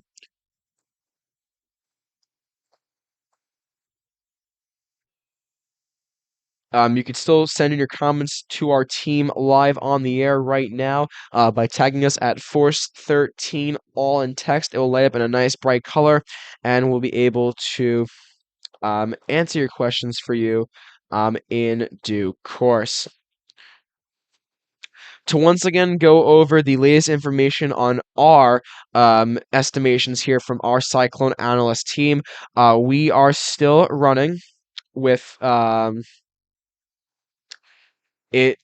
So here we go. From our latest Cyclone Analyst team estimations, we are currently running with, and I will be reading the full 12Z fixed quickly, just briefly going over this. As of the 12Z fix, from our Cyclone Analyst team here at Force 13, we have Lee as still an extratropical cyclone with wind gusts of 60 knots, or actually maximum sustained winds of 60 knots, which is 70 miles per hour, and a pressure of 966 millibars, located at 42.6 degrees north, 66.6 degrees west. Lee is lowered to 60 knots due to recon finding no evidence for support of hurricane force winds. Recent drops on found that pressure in Lee has risen to 966, although NHC is holding steady at 965 millibars. Margot is down to 50 knots or 60 miles per hour, 993 millibars. 15L, Tropical Depression 15, is likely to gradually strengthen into a tropical storm, perhaps even a hurricane, over the next few days, and is still at 30 knots or 35 miles per hour. In addition to this, we do have Tropical Depression 12E, which everybody has been talking about in terms of the Eastern Pacific. That is now officially off of our latest estimations, a tropical storm with maximum sustained winds of 35 knots or 40 miles per hour and a pressure of 1,006 millibars. It is going to be extremely interesting to see if or they don't, but if they do, well, it'll be really interesting to see if NHC does fall suit with our estimations, and also this is due to recent Dvorak fixes from TAFB and SAB. They are respectively T2.0, which is 30 knots. However, a recent KNES Dvorak fix, which is basically SAB, but they didn't mention any KNES or NOAA ADT, gives T2.5 or 35 knots. CIMSS ADT fixed 35 knots, T2.5, with CIMSS AIDT giving an estimated 38 knots. D-Print and D-Mint estimations both give 33 knots respectively, and both microwave from CIMSS, ATMS, and SSIMS both give estimations of 34 knots each. Therefore, if you do blend all these estimates together, Tropical Depression 12E is a tropical storm with an estimation of around 33 knots, which is round up 35 knots, and therefore 12E is now the 11th tropical storm of the season in the Eastern Pacific Basin.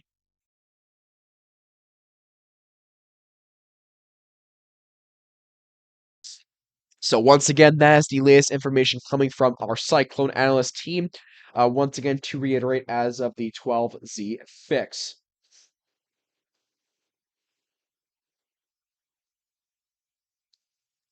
Once again, we will be remaining with you guys live on the air.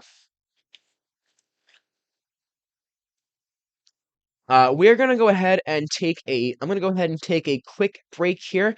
Make sure to stay tuned live to Force 13, and we'll be back live on the air relatively shortly. Stay tuned, don't go anywhere.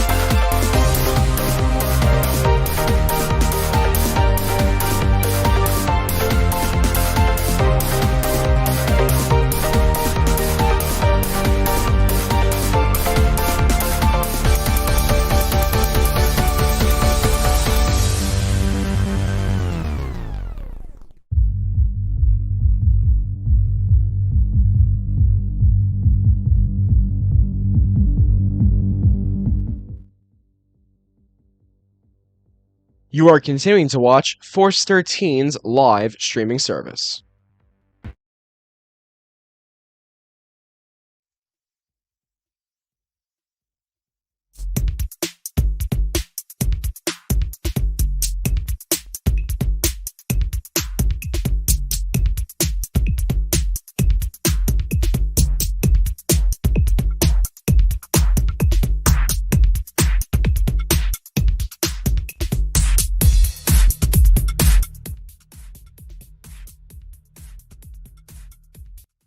Welcome back to Force 13 Live. We are live, still covering post-tropical cyclone Lee, which is expected to make landfall sometime later today, in Atlantic Canada.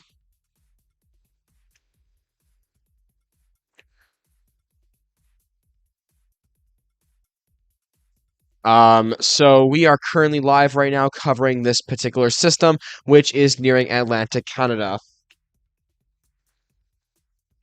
My name is Patrick, once again, live. I am here covering the system with you guys live right now.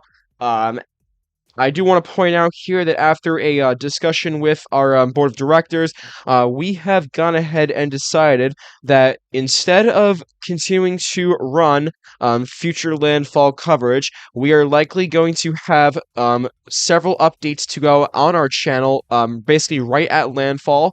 One of them is likely going to be a landfall update and perhaps even a short update to follow after that.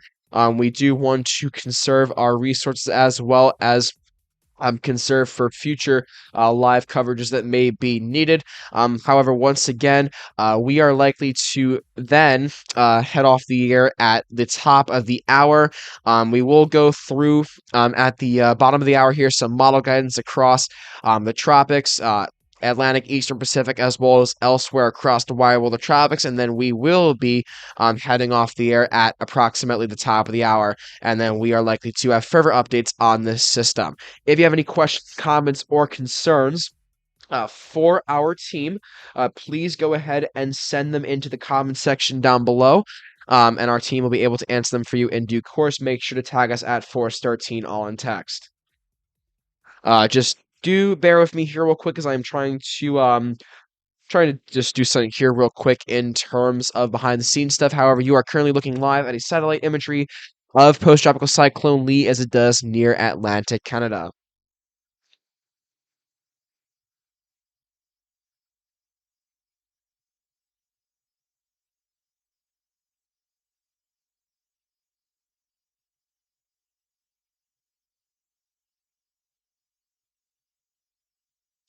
So once again, taking a look at the satellite appearance right now on post-tropical cyclone Lee, you can see still it is looking quite impressive right now.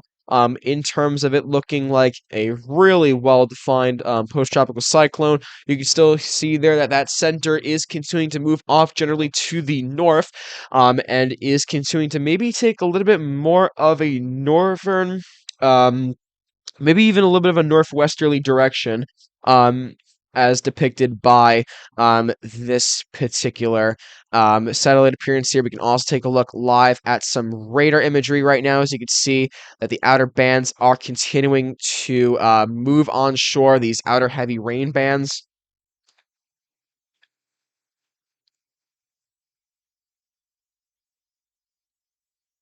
And you can see that these outer rain bands are continuing to move inland to portions of Maine as well as New Brunswick as the system does near closer.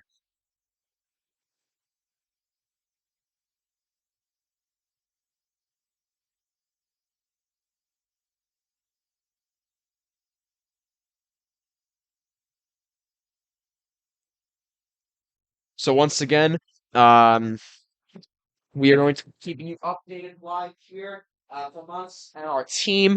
We'll be keeping you live with future updates to come on post-tropical cyclone Lee, as we are going to be having future updates to come out on this particular storm.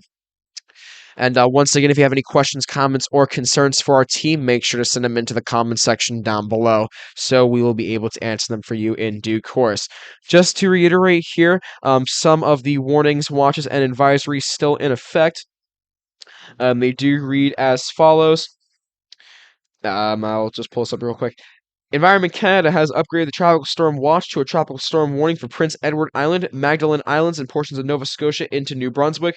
The tropical storm warning has been discontinued from Westport, Rhode Island to Portsmouth, New Hampshire, including Martha's Vineyard and Nantucket. A hurricane watch is in effect for New Brunswick from the United States-Canadian border to Point Lepreau, including Grand Manan Island. This also includes Nova Scotia from Digby to Ecum Secum. A tropical storm warning remains in effect for Portsmouth northward to the United States-Canadian border, New Brunswick from the United States-Canadian border from Belledune, including Grand Manan Island. This also includes all of Nova Scotia, Prince Edward Island, as well as the Magdalen Islands. A hurricane watch means that hurricane conditions are possible within the watch area, in this case later today. For storm information specific to your area in the United States, including possible inland watches and warnings, please monitor products issued by your local National Weather Service or Environment Canada Forecast Office. And as of 11 a.m. Atlantic Standard Time, Lee is still a powerful extratropical cyclone or post-tropical cyclone. It currently is packing sustained winds of 75 miles per hour or 120 kilometers per hour and does have a minimal central pressure of 965 millibars, so it is holding steady in pressure right now. This has been confirmed by recon support as well as our estimations going a little bit higher on the pressure, 966, although still you could pretty much put it within the margin of error. This is definitely holding steady in terms of pressure right now, although I do expect as the system does eventually accelerate more off to the north and northeast, I do expect that the pressure will obviously continue to rise as the system gradually weakens. It still will be a powerful system, however, will likely rise in pressure as it does further degrade in its overall presentation in basically the more longer range of the forecast cone and period. Speaking of forecast cone, let's go ahead and pull up the latest National Hurricane Center forecast cone on Lee right now. As you can see on the forecast cone, once I do pull it up here, it's pretty much safe to say that landfall is expected relatively shortly, within the next few hours within Atlantic Canada. Likely be making landfall somewhere in New Brunswick, as you can see there. However, it is very interesting to note here that the National Hurricane Center does currently have the center placed basically right along the coast of Nova Scotia. Therefore, there could potentially be based off what the NHC is forecasting, the NHC is forecasting this to potentially make two separate landfalls, although that is pretty much a non-guarantee at this point, as the center is well removed away from Nova Scotia to therefore call it a landfall. However, this will likely be making impacts known, or very close impacts. This will get very close to the far western tip of Nova Scotia, although a landfall on Nova Scotia is becoming increasingly unlikely and is pretty much a 0% chance at this rate. Although it could be possible that some portions of the center could could spread inland over portions of the far western tip of Nova Scotia, although that scenario is unlikely.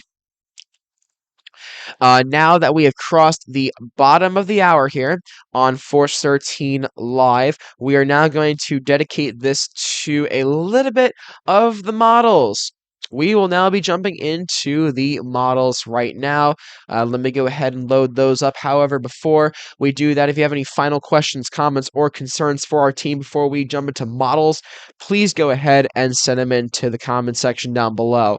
So let's go ahead and start with the North Atlantic here.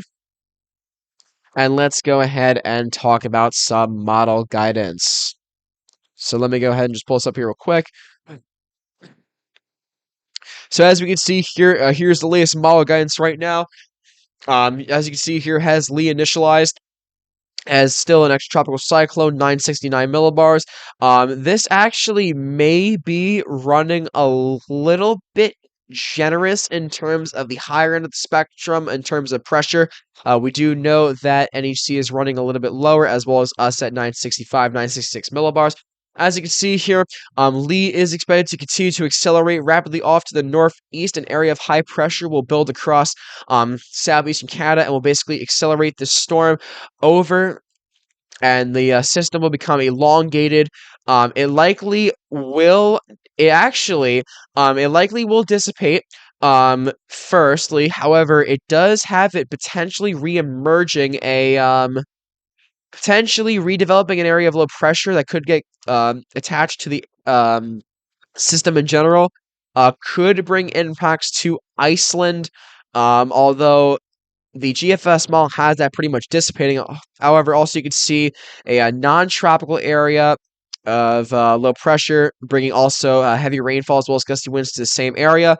And in the trailing edge of that, you can see there, this is basically what is tropical depression 15, likely to become a significant hurricane. However, it will be picked up by this frontal system, which will be impacting some of the northeast United States with some heavy rain as well as potentially gusty winds over going into the early to mid next week.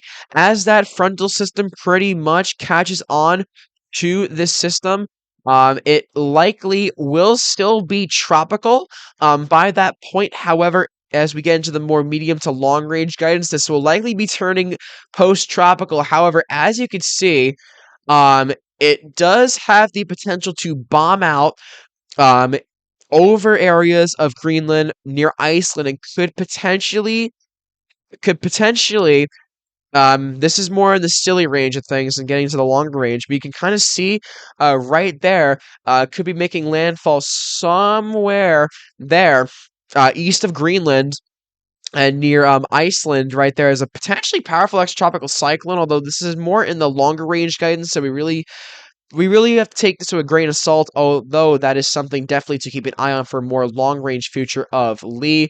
And then as you can see here, like Jonesy was pointing out, there could be a potential area of low pressure that could form an association with a high pressure that forms off of the coast of Maine.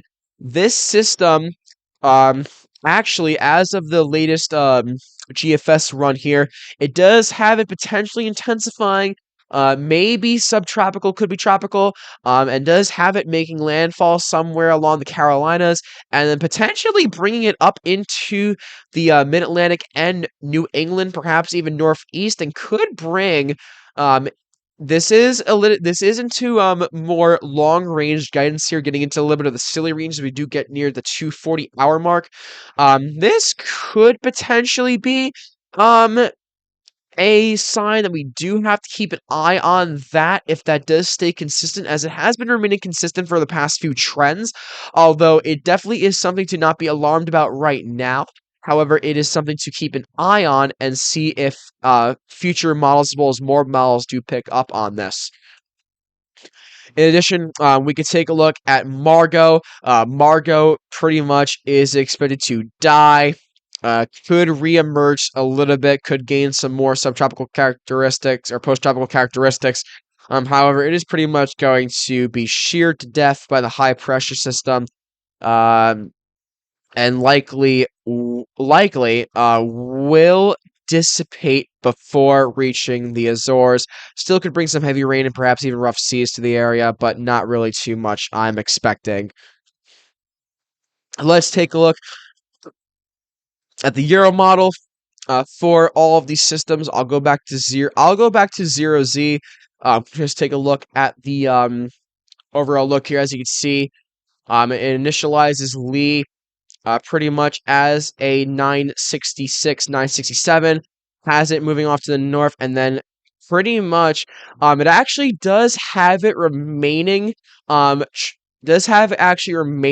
system itself does have it actually remaining as a extratropical cyclone, perhaps even major windstorm, and it could even intensify further as it does make that more windstorm extratropical transition, continues to be extratropical.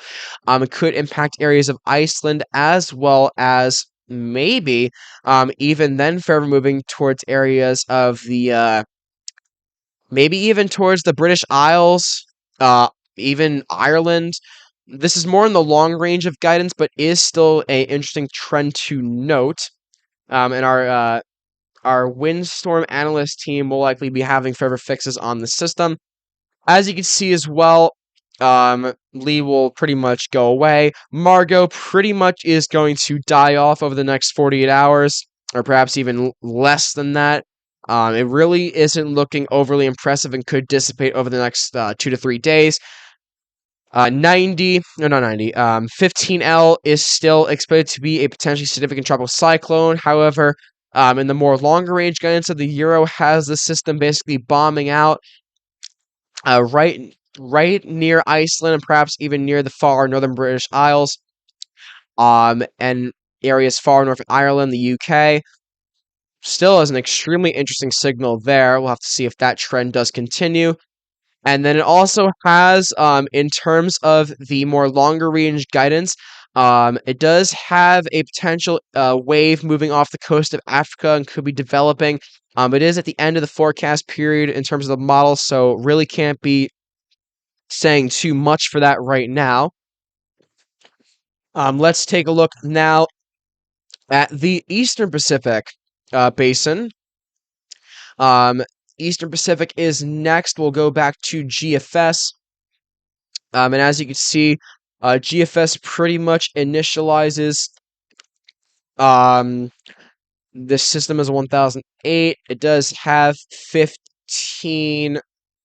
I believe it does have 15. Basically, not 15. 12E pretty much dissipates and gets sheared to absolute hell and back, as there's going to be a large area of ridging, which will contribute to the high vertical wind shear, which will pretty much tear the system apart. And as you can see here, it does initialize. There actually is an area of interest in the Eastern Pacific, and it does have it developing here potentially as a strong tropical cyclone, strong tropical storm, low-end hurricane, and then pretty much has it gradually weakening and dissipating by then, as it does get pretty much sheared by a high-pressure system, and then it recurves and basically just dissipates. However, also, what will be really interesting to see as well is that there is another area of interest right here. I don't want to do a sounding, but there is another area that is in the more longer range to silly range guidance. That will be interesting to also point out as well.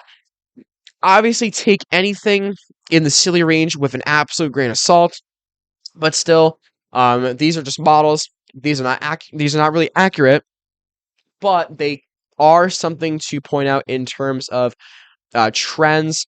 The Euro model is not loading. Let me see if I pull up 00Z. So as you can see here, pretty much has that system 12E dissipating quite rapidly.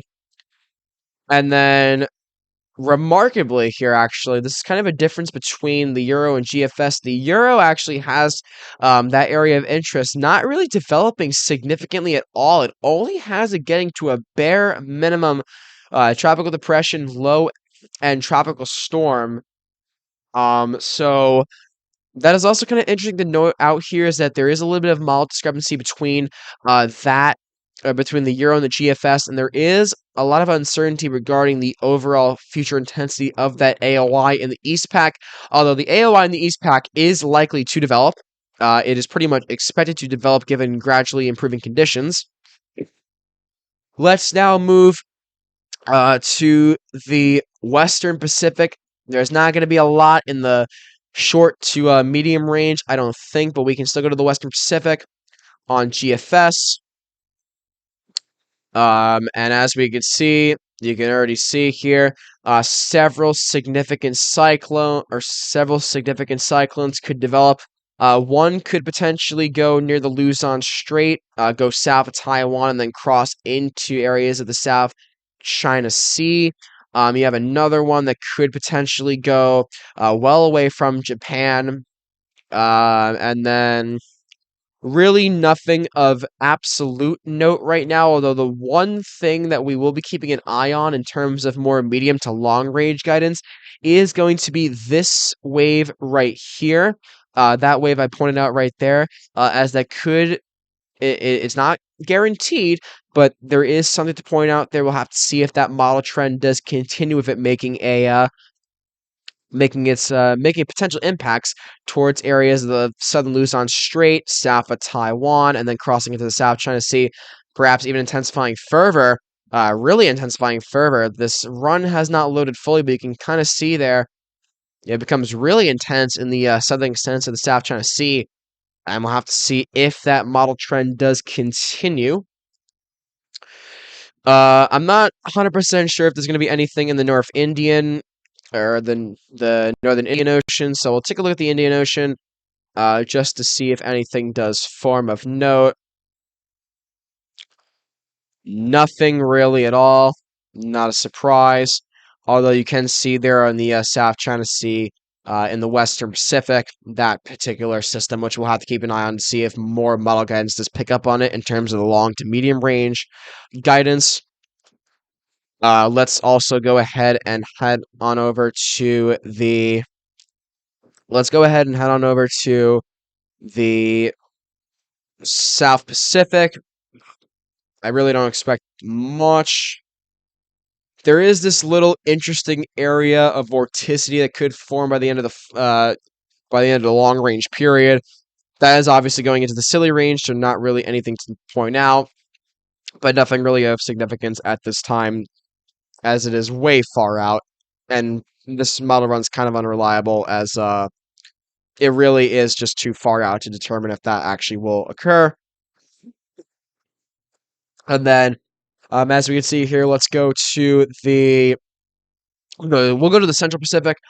As you do have that tropical depression 12E expected to rapidly dissipate, and then pretty much the Central Pacific will be remaining quiet.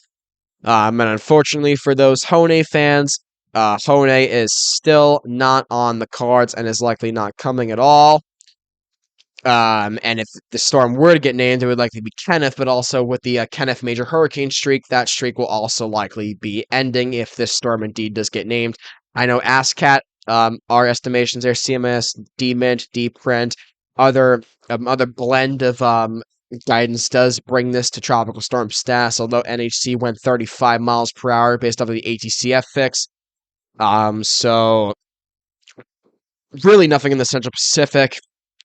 And then we can maybe take a little bit of a worldwide shot of systems. You can kind of see just how these systems play out. You just see across the whole entire world how these different systems play out over the forecast period, and basically as such.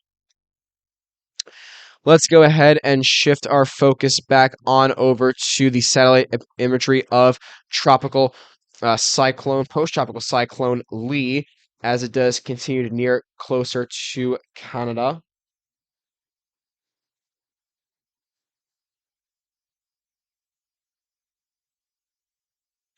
And there is a little bit of uncertainty regarding the timing of landfall now, given the fact that Lee went a little bit west of Cone. So there is going to be a little bit of delay in the landfall time. However, still expect to make landfall later on this afternoon, although there is a little bit of uncertainty on what time the landfall will occur, and we'll likely have an update a landfall update on Lee once it does come out. Pretty much 10 to 20 minutes after landfall is indeed called.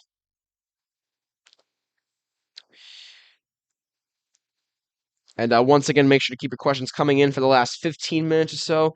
We are here with you guys live on Force 13. Clouds starting to break up a little bit, but still breezy in Waterbury, Connecticut. Connecticut at this point, I'm going to just say this right now. This storm in its center is well removed from any landmass in New England. Basically, from a line from New York City to Boston Harbor, still is bringing its impacts known to maybe even extreme eastern portions of New Hampshire. However, this is pretty much now setting its sights on Maine, Maine, New Brunswick, as well as Nova Scotia. Any areas further south of that, your impacts or indirect impacts are pretty much done.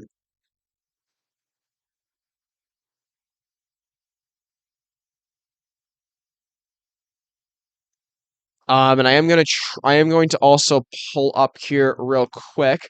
We do have more footage coming in from Canadian, who is in Yarsmith. He is sending in more information, more live footage coming in, and I'll download one of these and just play this here real quick. This is basically live conditions coming from Yarsmith, Nova Scotia. The wind is definitely beginning to pick up in his particular area. I'm just going to go ahead and shift to playing that right now. And you can see here the live conditions.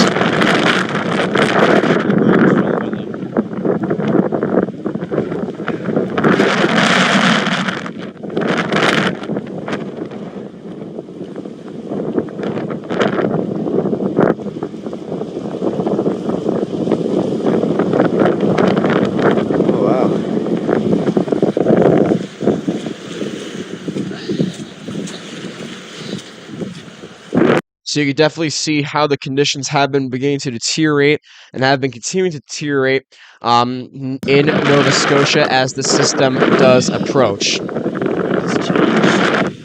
So once again, thank you so much, Canadian, for sending that in. I really appreciate that.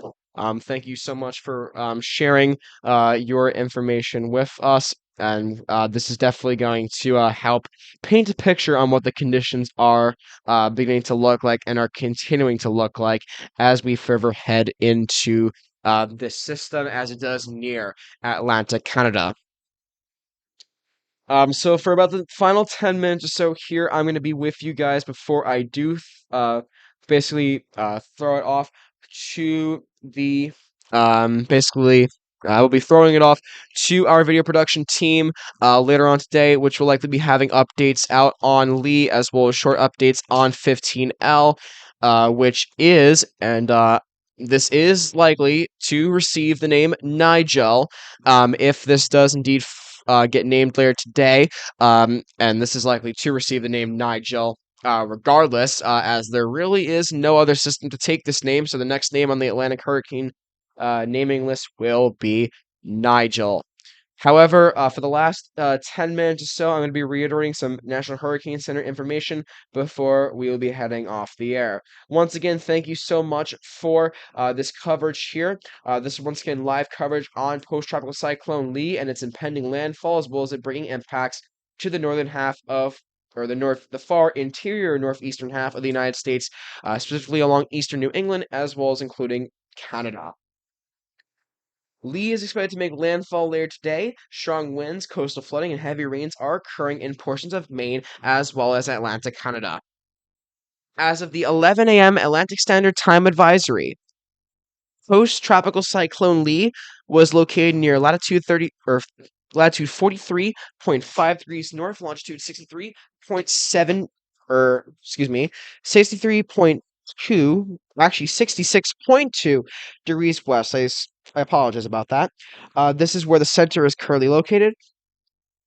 The post-tropical cyclone is moving towards the north near 22 miles per hour, 35 kilometers per hour, and a northward motion is expected to continue, and the center of Lee is forecast to make landfall near or just east of the center of the center of the United States-Canadian border this afternoon. Lee is then expected to turn towards the northeast and move across Atlantic Canada tonight and Sunday.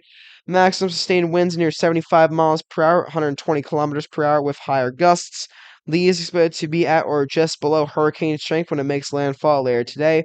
Weakening is forecast tonight and Sunday, and gradual weakening is possible while Lee moves across Atlantic Canada. As of the latest advisory here is currently packing sustained winds 75 miles per hour and a pressure of 965 millibars. Environment Canada has upgraded the tropical storm watch to a tropical storm warning for Prince Edward Island, Magdalen Islands, and portions of Nova Scotia and New Brunswick. Tropical storm warning has been discontinued, however, from Westport, Rhode Island to Portsmouth, New Hampshire, as well as including Martha's Vineyard and Nantucket. A hurricane watch is in effect for New Brunswick from the U.S.-Canada border to Point Lepreau, as well as including Nova Scotia from Digby to Ikum-Sekum, including Grand Manan Island. A tropical storm warning is in effect for Portsmouth northward to the U.S.-Canada border. New Brunswick from the U.S.-Canada border to Belledune, including Grand Manan Island. All of Nova Scotia, including Prince Edward Island and Magdalen Islands. To reiterate, a hurricane watch is in effect for New Brunswick from the United States-Canadian border to Point Lepreau, including Grand Manan Island, Nova Scotia from Digby to Ikum-Sekum. A tropical storm warning is in effect for Portsmouth northward to the United States-Canadian border, New Brunswick from the United States-Canadian border to Belledune, including Grand Manan Island, all of Nova Scotia, including Prince Edward Island and Magdalen Islands. A hurricane watch means that conditions are favorable for hurricane conditions, and they are possible within the watch area, in this case later today. A tropical storm warning means that the tropical storm conditions are expected somewhere within the warning, in this case today through Sunday. And once again, hurricane force winds extend outward up to 140 miles, that is 220 kilometers from the center, and tropical storm force winds extend outward up to 390 miles or 630 kilometers. The estimated minimum central pressure is 965 millibars or 28.50 inches. Hurricane conditions are possible in the hurricane watch areas in Atlantic Canada later today. Tropical storm conditions are occurring along the coast of Maine and Nova Scotia and will spread northward from the tropical storm warning areas today and tonight. The strong winds are leading to downed trees and power outages. Tropical storm force gusts are likely to continue on Cape Cod for a couple more hours. Swells generated by Lee are affecting the United States Virgin Islands, Puerto Rico, Hispaniola, the Turks and Caicos Islands, the Bahamas, Bermuda, the east coast of the United States, and Atlantic Canada. These swells are likely to cause life-threatening surf and recurring conditions. Please consult products from your local weather office. Through tonight, Lee is expected to produce rainfall amounts of up to 1 to 4 inches or 25 to 100 millimeters over far eastern Massachusetts, eastern Maine, western Nova Scotia, as well as New Brunswick. This could produce localized urban and small stream flooding.